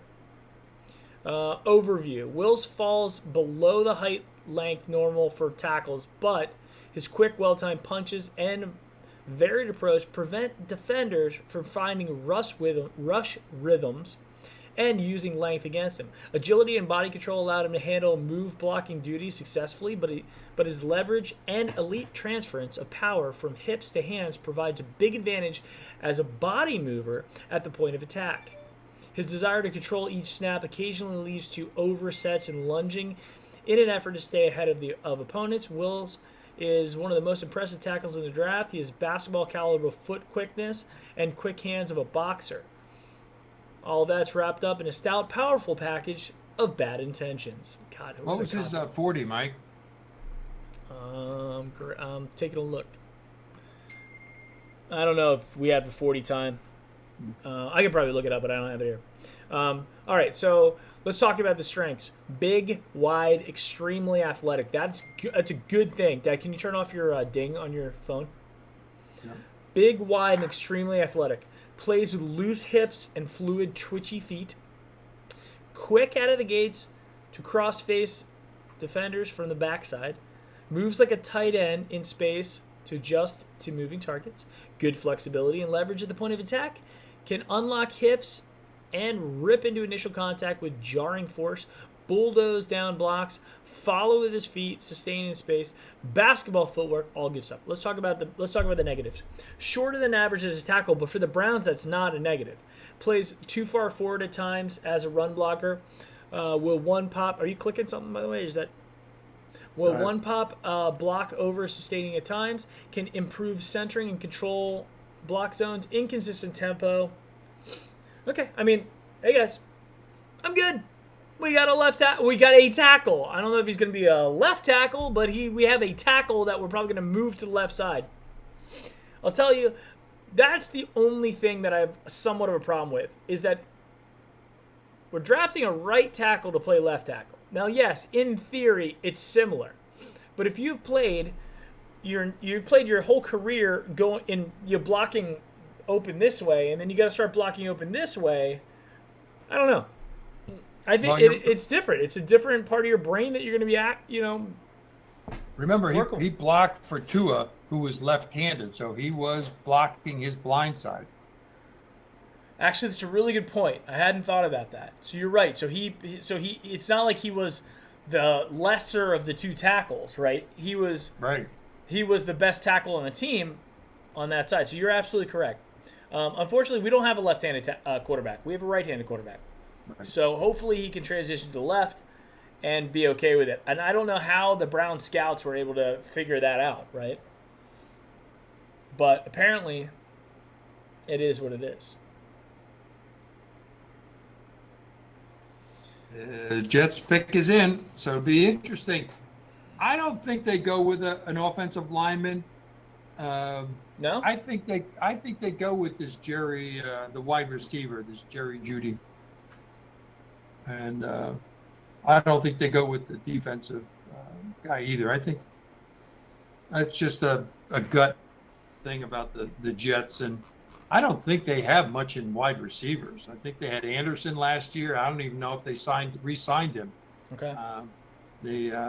So if they want to make what's his name, their quarterback, his name escapes me now. Who, for the Jets? Yeah. It's Darnold. Yeah, Darnell.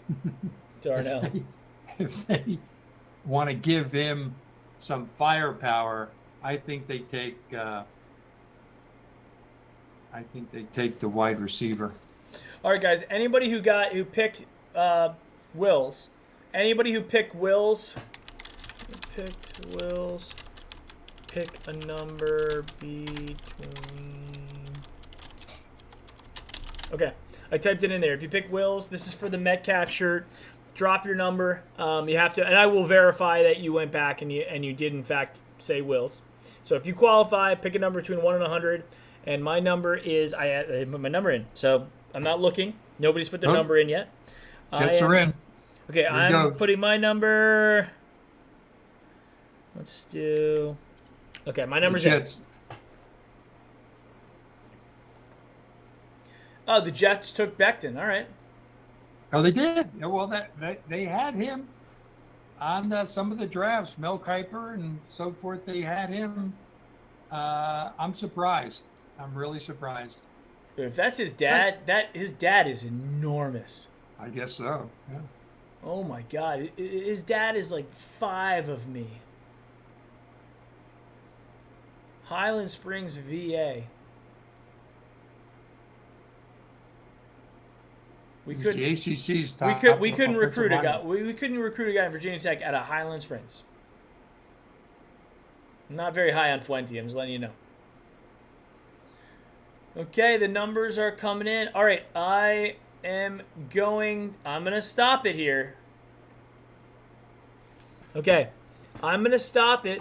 I'm gonna count down from 10 because I know there's a little delay. 10, 9, 8, 7, 6, 5, 4, 3, 2, 1, and it is in. Did anybody get the number first off? Harry LaFontaine had 42. My number was 44. Lee Suggs' number. Harry LaFontaine, 42. I think that might be the closest.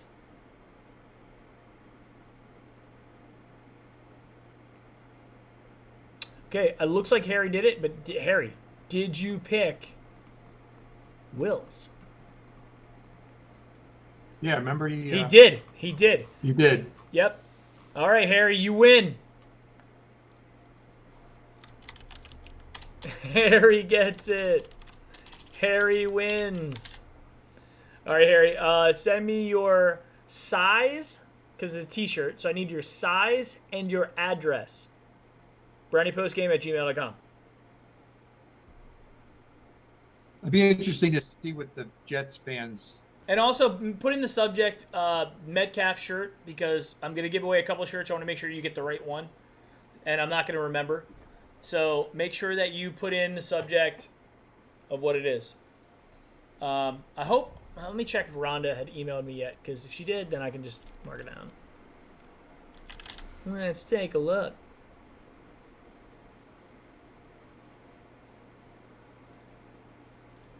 Brownie postgame and Gmail. Rhonda is in. Okay, I'll remember Rhonda. Rhonda, thank you for sending me your address. You're good to go. And we will wait for Harry. Harry, congratulations, man. I don't think I've sent you anything yet. And you're one of the OG Brownie postgame guys. We do have other giveaways to give out, guys. So stick with us here tonight. The Browns could trade back into the first round, hoping for a little bit more action there. Right.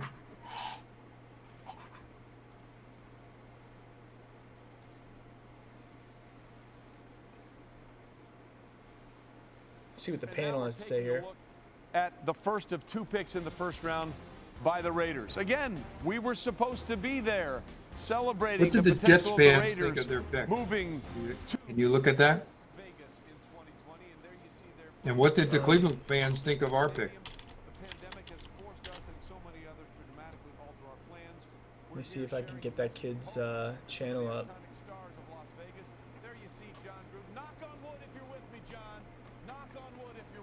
Raiders. Are Raiders on the clock now? Yeah. They could take the wide receiver. I could see Gruden going for a wide receiver.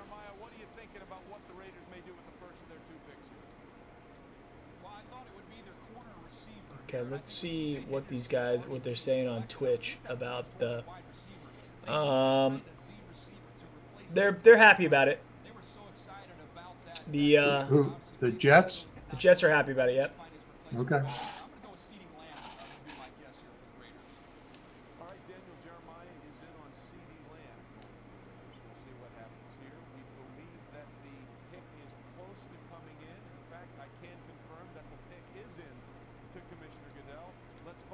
I think Browns fans are gonna be happy with that. We didn't get screwed. You know, it's not like we're like, okay, well, all the guys are gone. No, we had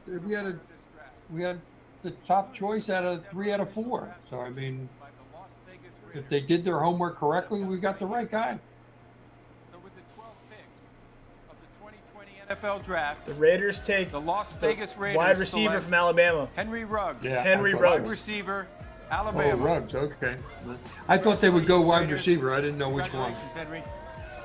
Well, there you see Henry Ruggs. Daniel, you nared the position, but not the player. Henry Ruggs is a fascinating football player. Just so you know, he had 98 catches at Alabama. 24 of them went for touchdowns. In other words, 25% of the time when he caught the ball, 40 in he the took combines it at to the house. 4.27. And when he celebrated those touchdowns, you always saw him throw up 3 fingers. That was for his friend Roderick Scott. Yeah, I could see the Raiders taking him. They like speed. They like and wide one weekend they receivers. were supposed to drive in the same car to a high school tournament. Ruggs was feeling under the weather, had the flu, didn't go. Scott was in a one-man car crash on the highway that trip and was killed in that crash.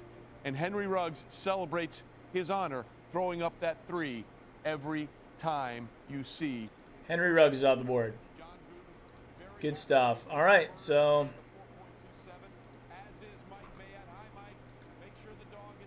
I'm happy. I'm happy with Will's. I got to tell you, chat. I am happy. I'm happy with it. We got our tackle. That was the biggest position of need. You know, we got to look around too. Who do we take? I guess we go defense. A linebacker, whoever the best linebacker is at that point. What do we got? 42 is our pick. What's that? 42 is our pick in the second round. I'll tell you in a sec. 41. 32 to 40. 41.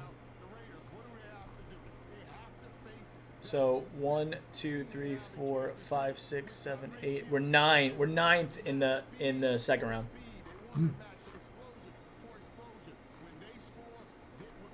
We're gonna get a good player at 9 too. I think we're gonna take a safety. Who are the best safeties available?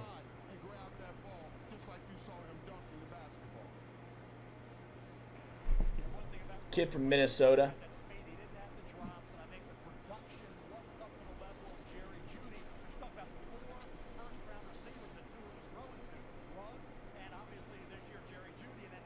Jalen Waddle and Devontae Smith. So a lot of talent, only one football. Ruggs, though, with that speed. I'm sure John Gruden with the Raiders. Cliff Branch had a heck of a career. All right, I'll be right back. I'm going to grab some water. And that kind of ability to go vertical and beat you deep. And that's what Henry Ruggs III will be asked to do with the Las Vegas Raiders. Lewis? The interesting thing about Henry Ruggs is this. He's just not a deep threat. What he really is, he's a catch-and-run threat. And they did a great job at Alabama of doing that, getting him the ball quick and then letting him absolutely just slice through the defense and have those tremendous, tremendous running catch type situations. He's a guy who will catch the ball out of the backfield. He's a guy who can play all 3 positions on the wide receiver. On the and clock. he's a guy who, DJ, I think the number one thing that he really can do is he can also give you some reps on special teams if you needed him to. But getting drafted this high, I have a feeling he won't see very much action on that phase of the game. And look, Lewis, talking to Mike Mayock this week, he talked about Josh Jacobs running for over 1,100 yards into crowded boxes last year. You put Henry Ruggs on this field, you're going to scare safeties out of there. You're going to have a lot more room for Josh Jacobs to run. Yeah. And also add Darren Waller at tight end. I don't know what to talk about, John. Now you've got Henry Ruggs, who ran in the mid-4s. Now that our pick is in, this Raider team got I don't fast know real quick. what San Francisco needs. Can we all just take a moment to acknowledge after what that we're comes seeing Tampa here? Bay. Michael They've Irvin, got you of all people have to appreciate this. Gronkowski, Henry Ruggs along is with swagging Brady. out in a robe. Be He's interesting just to see chilling who in they a pick. robe. Maybe they Michael, go that's with what you wore in the pre-draft meeting.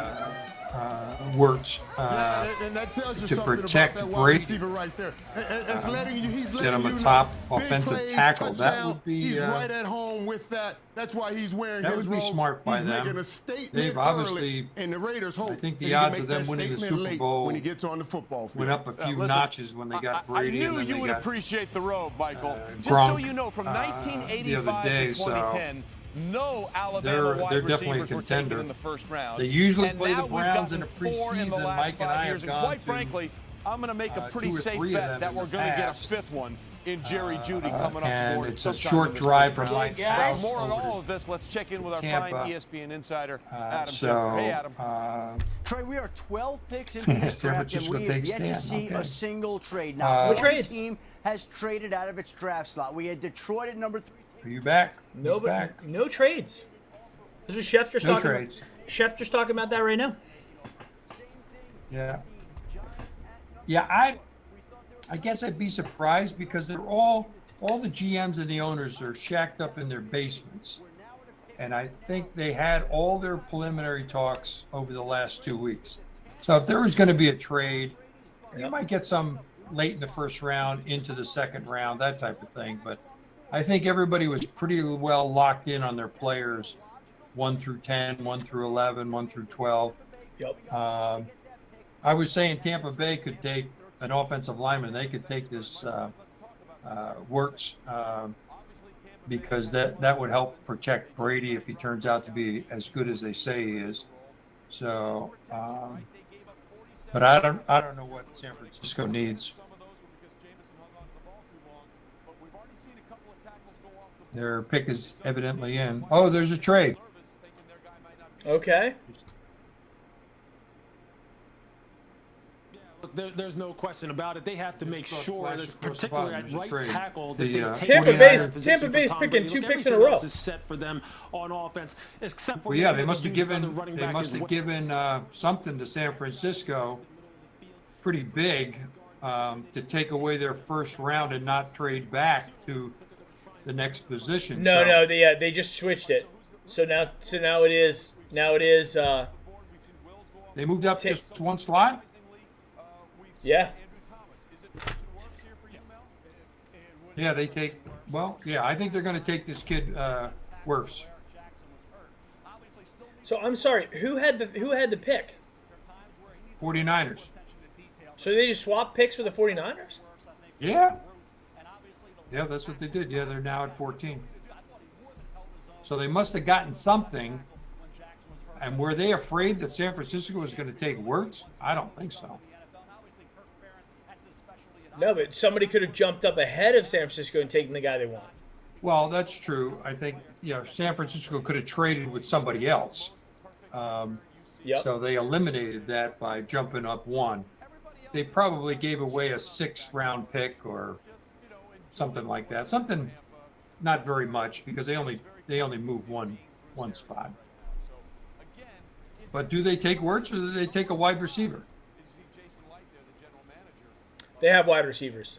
They got Godwin and Mike Evans. They don't need another wide receiver. Wirfs is there. Wirfs is the next big guy. So I think he's a good one. Yep. It would make sense. You invest all that money in Brady and then you get Gronk. You need some time. I don't know how the rest of their offensive line is. I don't think they have a top tier running back, do they? No. That running back is a problem for Tampa Bay. Well, that could be what they get to then. Yep. There hasn't been a running back taken. So if they take one, they're going to get the top running back in the draft if they did their homework correct. Which would be DeAndre Swift. Or Dobbins. Is it Dobbins from Ohio State? Dobbins is currently the 5th highest running back. But from Ohio State? Mm-hmm. Yeah, he's good. I watched him. He's a horse. I would not be surprised if they took him. Those are my 2 picks. Running back or Wirtz. I don't think you trade up for a running back. Probably so. The pick is in. Thank you, Lieutenant Colonel Caldwell. And thank you to all of our service members for your courage and sacrifice on behalf of our country. The San Francisco 49ers have traded the 13th pick to the Tampa Bay Buccaneers. With the 13th pick in the 2020 NFL Draft, the Tampa Bay Buccaneers select Tristan Wirfs, tackle, Iowa. Yep. They wanted him. Now we're seeing this run on offensive linemen, and as you see, Tristan Wirfs there getting the phone call. Well, we got the guy we wanted, other than Thomas. Athlete. You know? He's 6'3". Yeah, and he went early, so it wasn't like they just snuck him right out from under us just he was before. Raised by his The Giants. mother, Sarah, and I'm he just was going surprised. I to think he walk might with have her gone to one of those other teams as well, but nobody else wanted an offensive lineman before us. All three of the top guys were still on the board when we had to choose. That's great.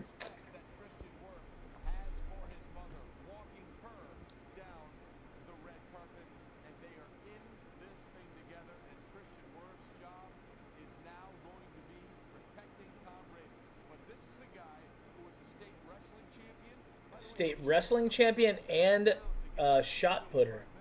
Mm-hmm. See, that's He's an athlete. That's athleticism. Right.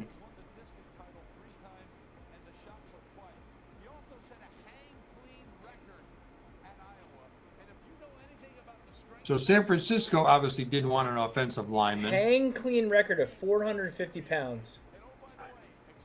Yeah, strong guy.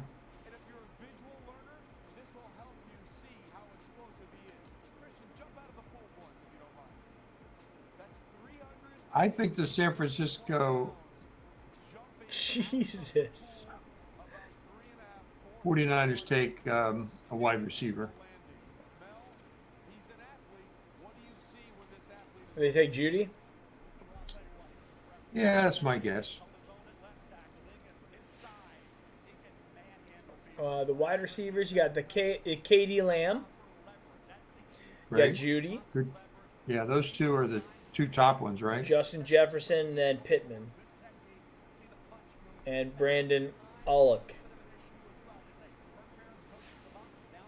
T. Higgins from I wonder if he's related to Richard.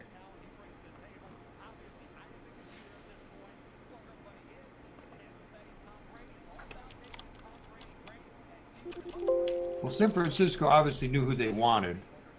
Yeah. To make that trade. They weren't worried about Tampa Bay taking their guy. And so they got a little bit extra for making this move. They didn't want an offensive lineman. Yep. And they knew what Tampa Bay wanted. They weren't worried about them taking their guy. So smart move by them.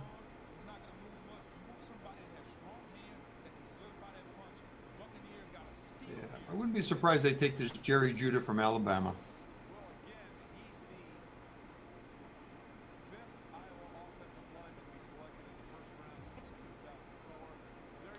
So, I mean, Tampa really wanted him. So they must have been San Francisco must have been fielding calls. And Tampa was like, we just want to do it. We want to get our guy. We're getting too nervous. Right. You gotta protect Tom Brady. With a very athletic left tackle, and I think that's smart. Yeah, he had an outstanding career there. I remember reading about him.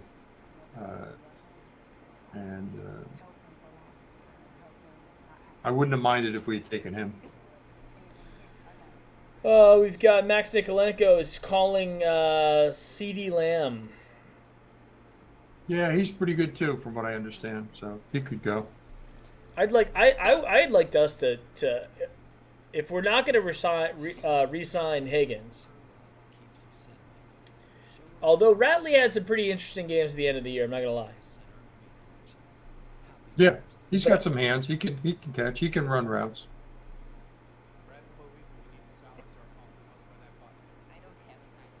I'm surprised Higgins hasn't been picked up by somebody. There must be an issue there. I think just all the other decent guys that we let go have been picked up and been paid pretty handsomely to the new team that they're going to. Higgins was biggest one on the board that I saw that was surprised that we haven't signed him and nobody else has signed him. So there may be an issue there. Yeah. Because everybody's had ample time to make him an offer.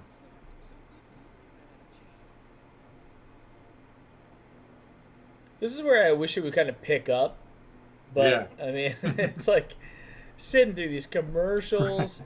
We're only halfway through, Mike. We're only halfway through.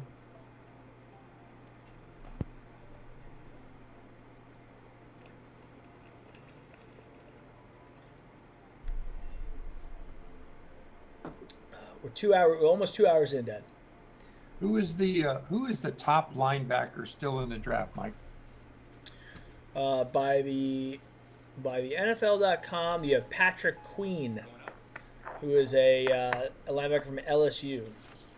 I've heard of him. Yep.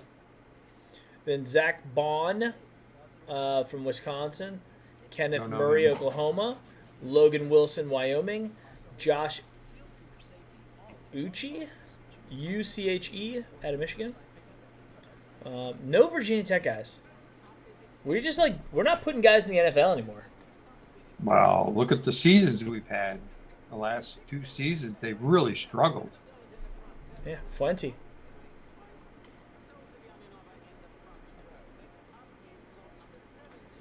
Pick is in for San Francisco. Denver is on the clock.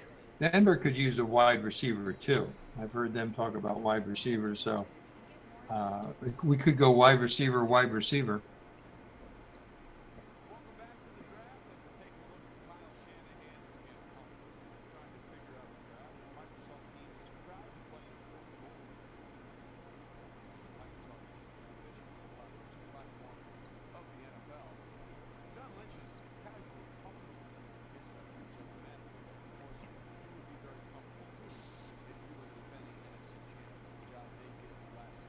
John Lynch.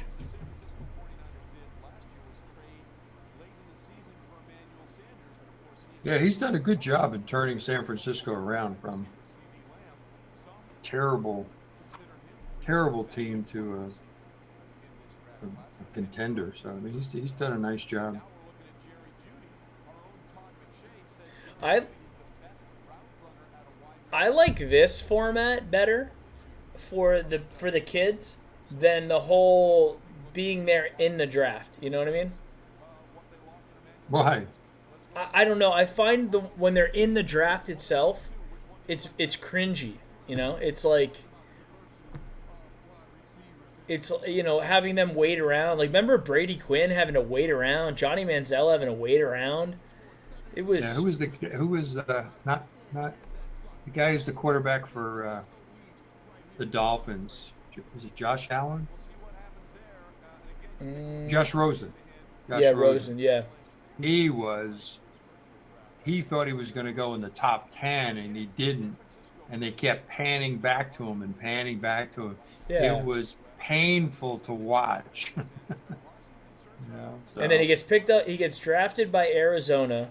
Right. Is set up to fail there with no offensive line and very little talent. Doesn't develop. Gets shipped out the next year to Miami, where he. Oh, here we go.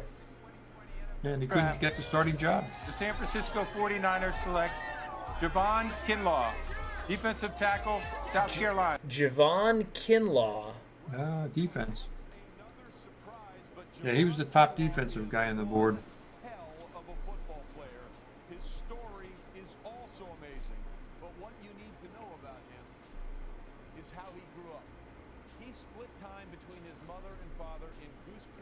Carolina, as well as in Washington, D.C., and he spent some of that youth homeless in the nation's capital, where he would ride the metro because either it was colder than it was inside or hotter than it was outside. And he has been a remarkable story, talking about the things that he went through as a kid. He related to that sometimes in Washington D.C. walking over dead bodies. I definitely think Denver's going wide receiver. Todd McShay said he showed up I've at heard the talk Senior about Bowl. that. And also could be Dallas could go wide receiver and too. didn't even play, rather. Just but you got Atlanta made in a bunch there of money before Dallas. And so. there you see The reaction of his father. Devon Kinlaw is now a member of the San Francisco 49ers. His story is absolutely remarkable. Well, at least they're not in the basement. His story is incredible. His what we saw on the field at South his like Carolina. kitchen and living room like looked very similar to like how we had ours. Yeah, it does. I was going to say the same thing. But it's like flipped. It was opposite. And powerful. And the San Francisco 49ers are going to love it. Can he play with leverage? When you're a tall player, you got to be able to play with leverage. Extend your They did not go wide receiver. The question is, do the Browns trade back up into the first round? I don't know. Is there somebody that stands out for you that we should go after? Well, if we think about where do we have holes, we need linebacker help. We need safety. I think we have our offense now. I think the offense is good. Yeah, I agree. I think linebacker. We got some candidates for safety. This guy Joseph is got some credentials, so he could make it. Obviously, you can still trade and pick up free agents, who's ever still out there. But it'd be nice to get a good, solid linebacker. And a guy like Queen played for LSU. Linebacker has got to be pretty good. If he's still around by then. I don't know who's still left in the. I'm looking at the board now. In terms of what? There's a safety. The guy McKinney from Alabama is pretty good. He's still out there. That'd be something to jump up. If we did something real quick and grabbed him. So he's rated at 6.38. Then you've got Antoine Winfield from Minnesota's 6.36. Another guy from outside of linebacker from LSU is still on the board too. The safety from LSU too, that Grant Delpit. Right. He's there. He'll be there in the second round. There's some talent there.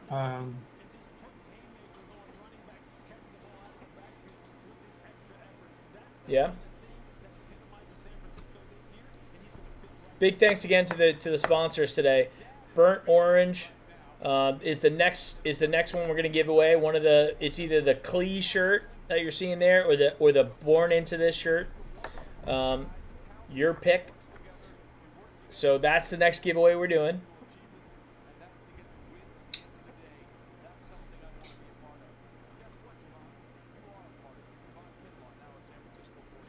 And if we trade back up into the first round, we will do a second giveaway. We'll do another giveaway. If we trade back into the first round, we're doing another giveaway. So hang tight. We're all in this together, boys. We still need a guard for the offense. Yeah, Ara, I think they're gonna go with Hubbard. I think that's who we got.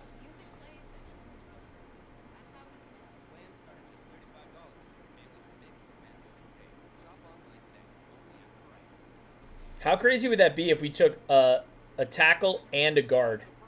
Like first round and second round, we took a guard. We didn't address safety till later in the draft. Well, or linebacker. I mean, yeah, linebacker. It's almost as big a hole as left tackle. You need three linebackers. I mean, and we lost our middle linebacker. Yep, our guy who was making all the tackles. Granted, they were 5 yards, beyond the line of scrimmage, but you gotta have somebody tackling guys, though. Yeah. All right, Denver Broncos pick is in. This is where you could see Judy go. With the 15th pick in the 2020 NFL Draft, I say wide receiver somewhere. Jerry Judy. Wide receiver, Alabama. There he is. Congratulations, Jerry. We're getting good at this. Come on, Broncos. And there you see Jerry Judy and family waiting to hear now the we have official Atlanta. news, but it is done. Jerry Judy is a Denver Bronco. Atlanta And again, according to our Todd McShay, that well maybe to one know of the best route runners he's what ever their seen. needs are. By the way, real quickly, you see that straight A's his senior year of high school? He had already done. He was already going on to early admission at Alabama. And He was at an after all-star Dallas, high school you got game, Miami and he coming got his back. report card, and one of them That'll was a be B+. He interesting. said, no, I should that's go wrong. look and I see got what the all A." my local The teacher went back Miami and guys recalculated. think about Turns out taking it indeed to was correct. Go look Jerry at their Jeudy was a straight A student, but their he has tweets dealt and their with some messages. tragedy in his life. In November of 2016, Jerry Jeudy's 7-year-old sister Aaliyah passed away. Aaliyah was a miracle baby and had suffered health complications since birth. Following her death, Jeudy posted a photo of Aaliyah with an uplifting message. "I love you, sis. Not much. You're in a better place now. I swear I'm going to make One it of them for liked, you and mommy." Jerry R.I.P. Jeudy. They wanted him. Aaliyah. Jerry's That was a daughter, while ago. Journey Aaliyah Jeudy was born on March 27th. And there you see it. Jerry Jeudy going to go work with John Elway, the quarterback there, Drew Lock, Cortland Sutton, the other wide receiver on the side of that ball. He's going to be very good. Michael Irvin, Jerry take us Jeudy. through what you like. He's going to be very good. Yeah, I guess that puts to rest all the Trent Williams talk, right?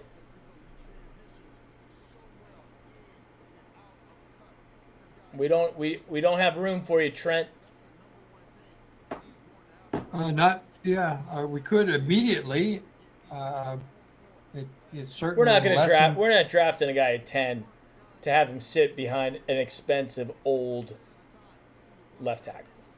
Right, but if the price is right now that we didn't trade for him before the draft, and we took an offensive lineman, it gives us leverage to say, hey, we'll pay you $10 million, but we're not going to pay you $17 million.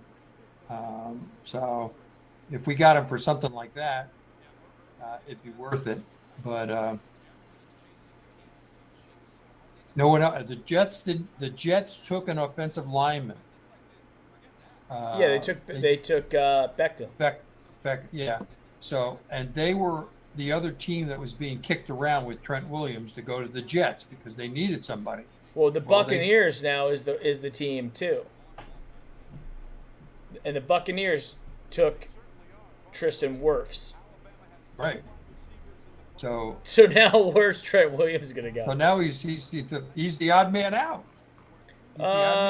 New York, the Giants. No, they took Andrew Thomas. Right. Miami. Arizona, maybe. Well, Miami just drafted a left-handed quarterback, so probably not going to go to Miami.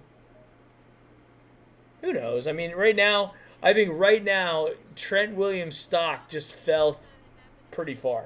And I think it's because the Washington Redskins were getting way too greedy with him. Right. Looking for first, second round picks for a 31-year-old. He was looking for $20 million. Good luck, dude. I mean, when you have this many tackles, I haven't seen this many offensive tackles. 1, 2, 3, 4 tackles. Now all the big names are gone now. The big guys, the big tackles are off the board. No disrespect to Josh Jones, Isaiah Wilson, Austin Jackson, Robert Hunt, Ezra Cleveland, etc. But the highest rated guys that were in that first tier of left tackles, or tackles in general, they're gone. Right. So it's there's a lot you can do. If you need a tackle, there's still guys who can play tackle for you. And God knows they could turn out to be fantastic. They could turn out to be better than anybody else. But they're not the highest rated guys. Ugh.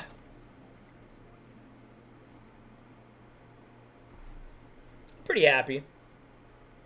Yeah, Falcons could go defense maybe. Their pick is in. They could go defense. They could, yep. They still got Julio Jones. Their quarterback is halfway decent. Maybe they need more protection for him. Maybe offensive lineman.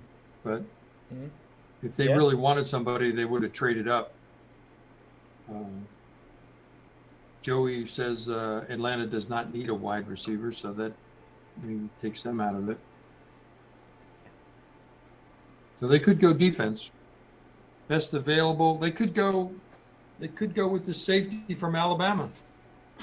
That could be a good pick for them. I don't know who they got playing safety.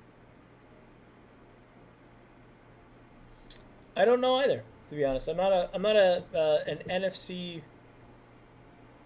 I don't follow the NFC that close.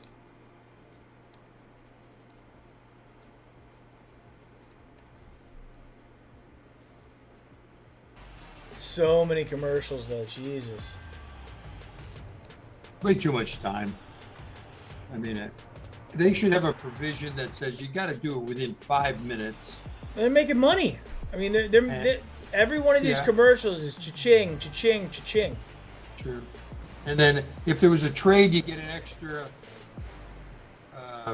2 minutes or 4 minutes or whatever. But yeah, you're right. It's all about the money there. Look how much money they're losing by not having this thing in Vegas. I mean, that would have been insane to go for that trip. To go where? To Vegas? Yeah, for the draft. Imagine all the betting and just the new stadium being built. That'd be an interesting game to go to Cleveland for, the Raiders game. Yeah, certainly be competitive. That was one of the heartbreak losses for us when we got remarked that ball and we didn't get the first down. That was they blew the whistle. They blew the whistle on the fumble. Yeah, taken right out of our hands by the referees. Pick is in.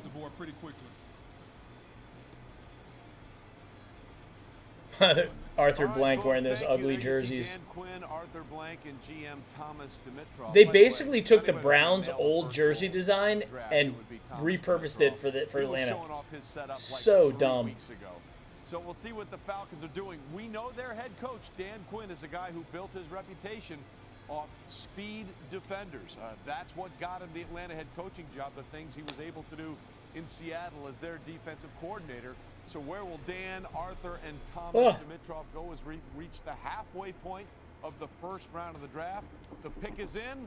Let's find out. All right, here we go. Pick is in. Here's your team. With the 16th pick in the 2020 NFL Draft, the Atlanta Falcons select A.J. Terrell, defensive back, Clemson. Clemson's defensive back. Well, there you A.J. Terrell. Local boy, close by. Yep. Must have scouted him pretty well.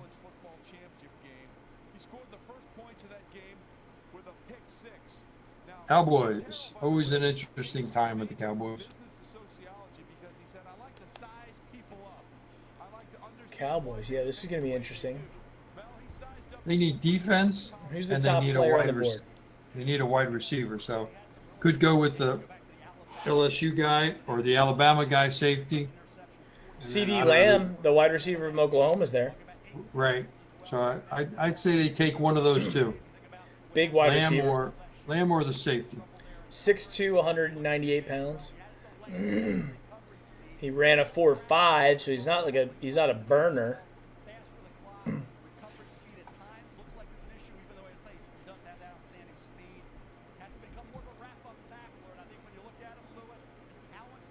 Needs a little bit more coaching.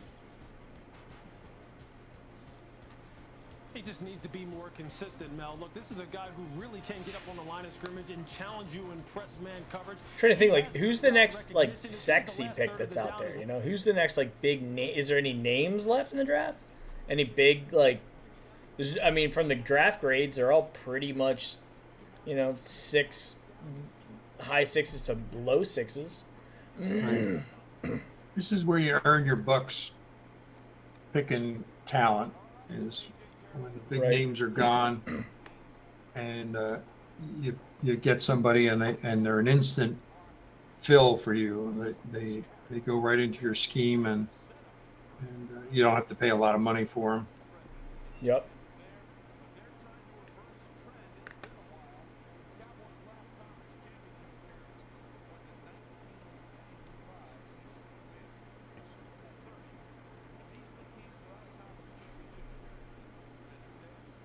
As you can see, yeah, this will be the only one on that list of the proud owners of 5 Lombardi trophies. But wait a minute, head coach for Dallas. It'll be his first pick.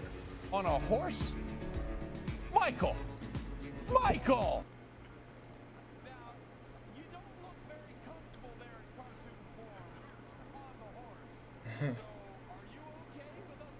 All right, Cowboys, let's go. Make your pick. Cowboys are going to milk this.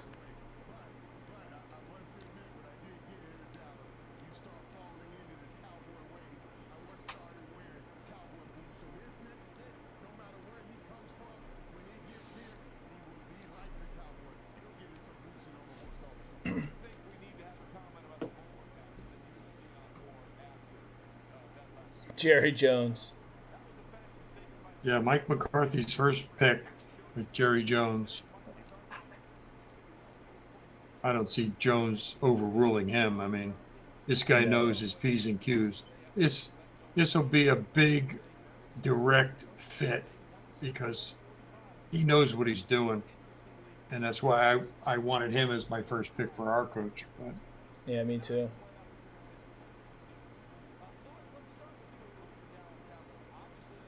He's who I really wanted in Cleveland.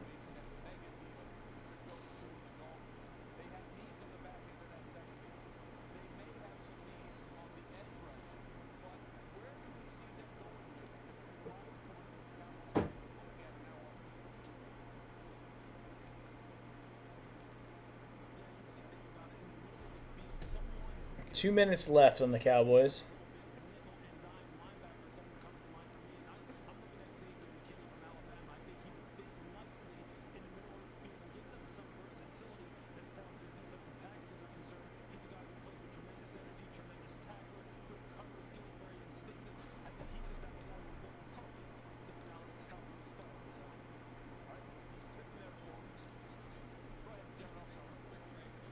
When you look at this team right here with the Dallas Cowboys and the decision that they have, is if they took CeeDee Lamb, they'd be taking him right out of the lap of a team in their division with the Philadelphia Eagles having a huge need at wide receiver a couple then I wouldn't be surprised if they took so a that's wide another receiver. interesting storyline to keep an eye on with the Cowboys. I know they have those needs on defense, but CeeDee Lamb would be pretty tempting right here. Well, this is CeeDee Lamb, as he's waiting to hear his name called. Daniel, that's a really interesting point, right? Because you want to build your team, but sometimes you can do things to make sure that you don't help an opponent. Pizza Hut must have paid some money to have their boxes there. Because I've seen Pizza Hut boxes now. In terms of where we are in the draft at 17, are you surprised Lamb is still there? A little bit. I think you look at a guy like CeeDee Lamb. Inside, he was 50% of his production. Outside, 50%. DJ mentioned Dallas. I had Lamb going there in a mock. Mike McCarthy looks like Paul Blart. Mall cop.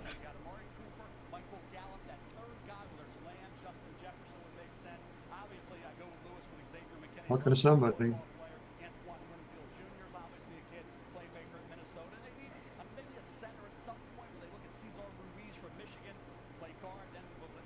This is Mel Kiper's Super Bowl. It is Mel Kiper's day. Yeah.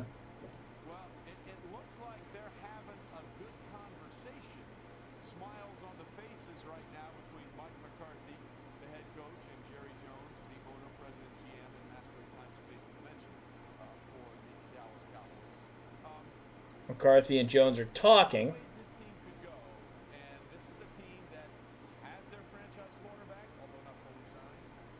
Maybe they're on a conference call with their pick. It's in. Let's go. Finally, Dallas. Thank you.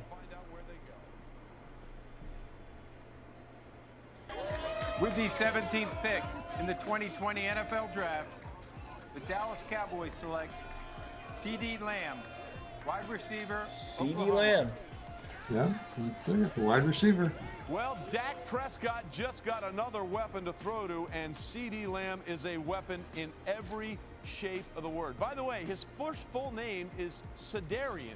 He was trying out for 4th grade football, and the coach couldn't say Sedarian, so I said, I'm just going to call you CD.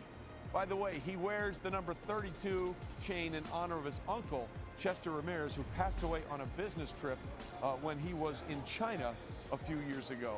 But CeeDee Lamb is a big play waiting to happen, and there you see the reaction as CeeDee Lamb is coming off the board here.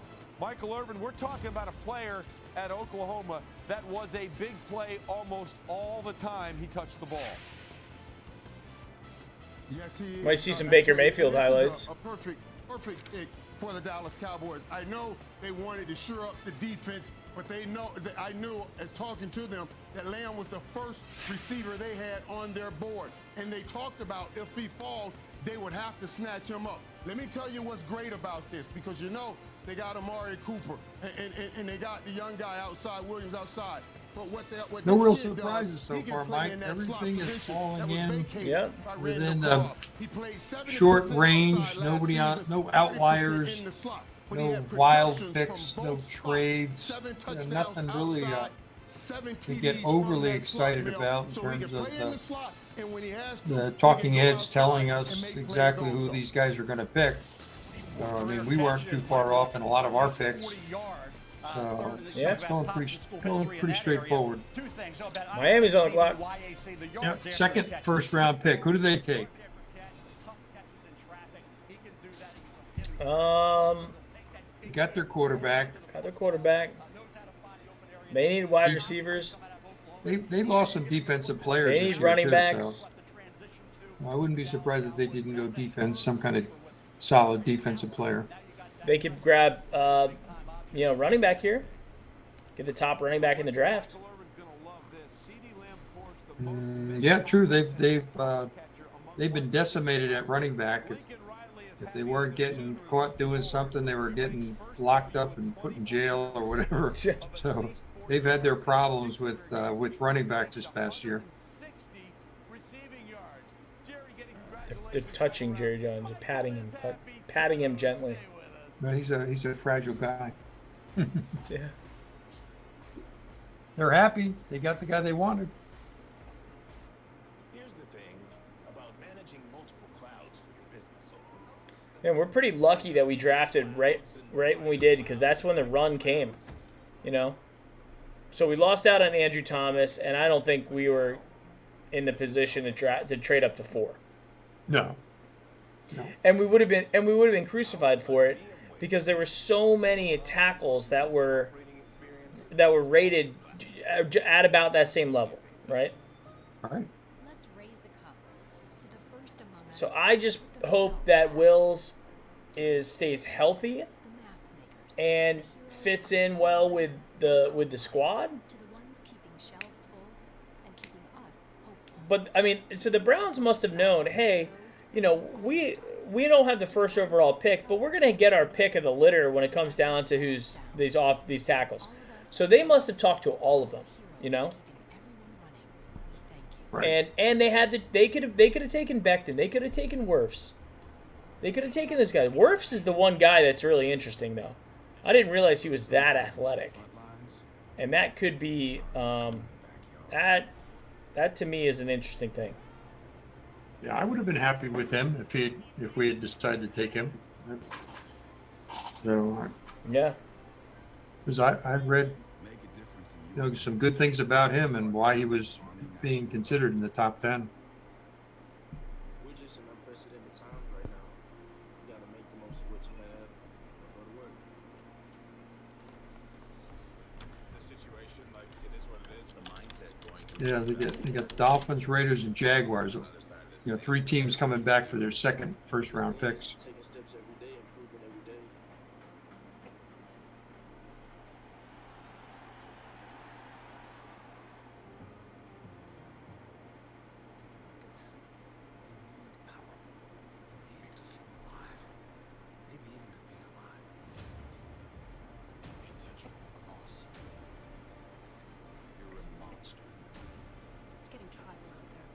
Okay. More commercials. Guys, thanks for sticking with us. Big thanks to Homage. Big thanks to Burnt Orange, Sabo Apparel. Everybody. CertaPro Painting. Yeah, sleep late tomorrow. Got to stay home anyway. I got my Peloton ride at 7 a.m. Oh, God. When does Lindsay go? Do you go first and then Lindsay after you? No, she goes first at 6. Ooh, wow. Good for her. We were going, when we were doing Ruckus, you know, the cycle place that we were going to, we were doing 6 a.m. classes. So, and we had to get up, get ready, you know, get all your stuff, get your water together, and drive 10 minutes to the place. So we were in the car at like 5:45 at the latest to get there. Now, it's just in our house. We got a little bike. We ride it. That's great. Pick us in. Virtual draft. Help us make a difference now. Huddle up for COVID-19 relief efforts and join players, teams, fans, and communities around the world in the NFL Draft-a-thon. If we unite behind this cause, we can provide relief for those significantly impacted by the pandemic. Every dollar counts. Visit NFL Relief. NFL.com, relief to donate now. Time to check in with the Bud Light. I think everybody's got their guy that they wanted. Delighted to be working through this evening with Mel Kiper Jr., There's Louis Riddick, Booker no McFarland, surprises whatsoever. and our great friends in collaboration from the NFL Network, Daniel Jeremiah, you know him as Move the Sticks, and a couple of Hall of Famers. Pick us in, Miami. Kurt Warner and Michael Irvin. All right, the Dolphins' second draft pick is in the first round. Let's find out. Oh, we do. Okay. All right, so we got some time to figure out here what they're going to do with the Miami Dolphins. The second They changed on the pick, listing. They changed the Raiders. They took Tua instead of calling the Raiders, they went to LV. This is the pick they got Las when Vegas. they traded away Minka Fitzpatrick to the Pittsburgh Steelers. The pick they got back there. And look, the Steelers are very happy with that trade. Minka made a huge difference on defense. But the Dolphins are in rebuilding mode right now. Oh, they're trading Steelers. Look at what's available. No, that was the one for Minka. That's how they got this pick. Oh, is that what it was? You got to take offensive tackle. You got to protect Tua whenever he's the starting quarterback, and that offensive line's a big issue. You got to believe, even if you have to reach a little tray, offensive tackle. All right, we'll see if that's the case. Brian Flores and son look very happy, as does Chris Greer. Now we can tell you officially the pick is in. Let's see if they do go up front. Roger Goodell. We got good news for Tua here. We got good news for Tua. We got good news for Tua. With the 18th pick in the 2020 NFL Draft, the Miami Dolphins select Austin Jackson, tackle. USC. You know what just happened? Roger Goodell tipped the pick. He said, we got good news for Tua. You knew it had to be an offensive. Roger Goodell tipped the pick. There you go.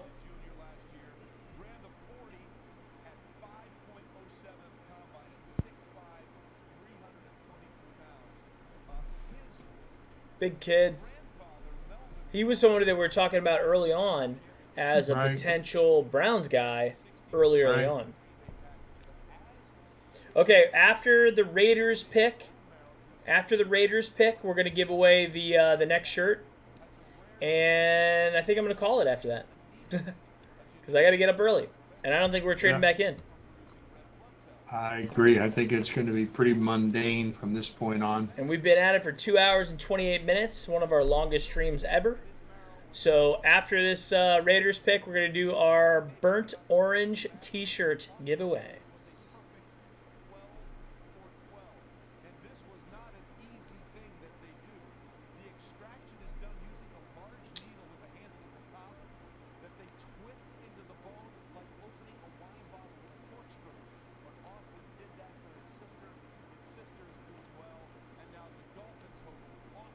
Okay, so I will tell you. So let's talk about this.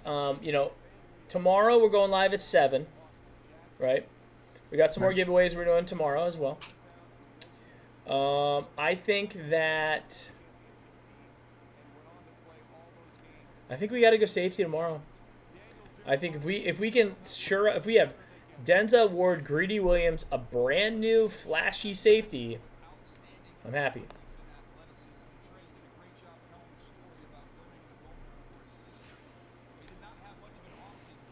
Yeah, safety or linebacker, either one. Like quality. We need quality. Somebody can step in and yeah, I agree. And be a player. So you do some homework in the morning after we see who was picked and who's left, and yep. We're going 10th again or 9th tomorrow night. Or there's 2 rounds tomorrow. It's second and third? Oh crap! I didn't know that. Yeah, second and third, but they're faster, so we won't have to wait as long in between. We'll definitely get the second round first pick. Right.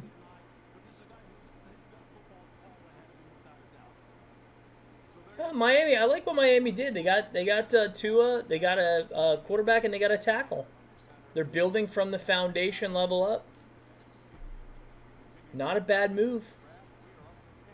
Yeah, if Tua's healthy, that's a steal, because I think he would have been right. Well, I mean, he went 5. I don't think he was going to go over Joe Burrow, just because Burrow he's the Heisman guy. He had statistically the best statistical year of any quarterback in NCAA history. Won the Heisman, won the national championship, and oh, by the way, grew up a Bengals fan and is from Ohio. I'm sorry. Like, if the Bengals screwed that up by taking Tua, then I think the whole world would have collapsed. Yeah, the Raiders' pick is in already, so they know who they want. And they're going to pick linebacker?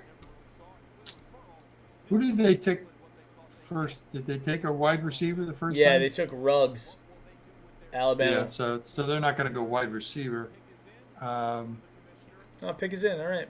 Yeah, it could be a running back. Could be the first running back. I wouldn't be surprised. We They're thought it looking would for be flash. fitting here at pick 19 as the Las Vegas Raiders welcome their second selection to make a special announcement. Special announcement. As you may know, we are scheduled to host a draft in in Vegas this year. And we thank so many for the effort they put forth to prepare that possibility. And we think you deserve another shot. So we're happy here to announce that tonight, the Las Vegas Raiders will host the 2020 NFL Draft. Congratulations to Mark Davis, the Raiders organization, and Raiders Nation. We look forward to being there in Las Vegas, and congratulations. And now, with the 19th pick in the 2020 NFL Draft, the Las Vegas Raiders select Damon Arnett, defensive back, Ohio State. Ohio State's second defensive back goes. Right, first of all, congratulations to Las Vegas getting the ball. We'll be there in a couple years as we will do the draft from there. A lot of Ohio State guys. Okay, guys, we're doing it. Since we only have 50 people left in the chat, we're going to do a number from 1 to 50. All right, 1 to 50. Type your number 1 to 50 now.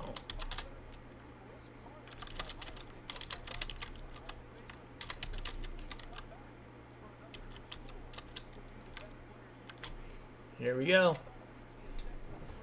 Lying in.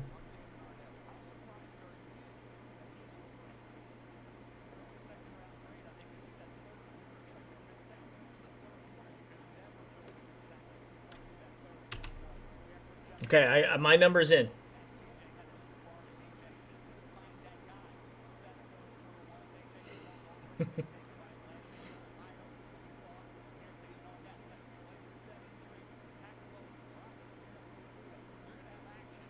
Lots of numbers coming in.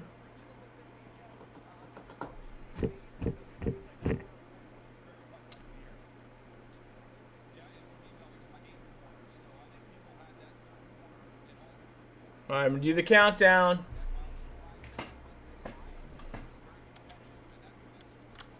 I'm going to do the countdown.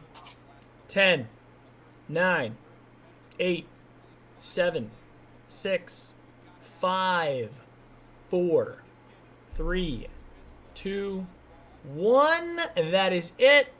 The number, I'm clicking now. 15 was the number. And Ryan Brown got it.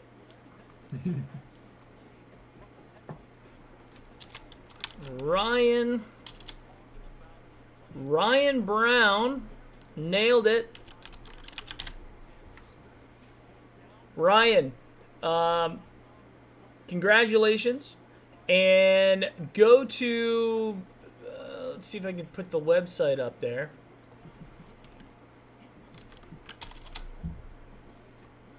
Let me get the website for you. And you can select your victory shirt.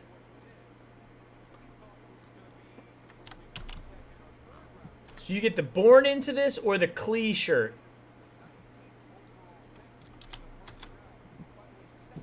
So head over to the burntorange.com and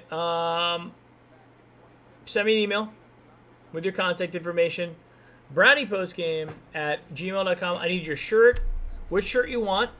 So let me put a link to send me the link to what shirt you want.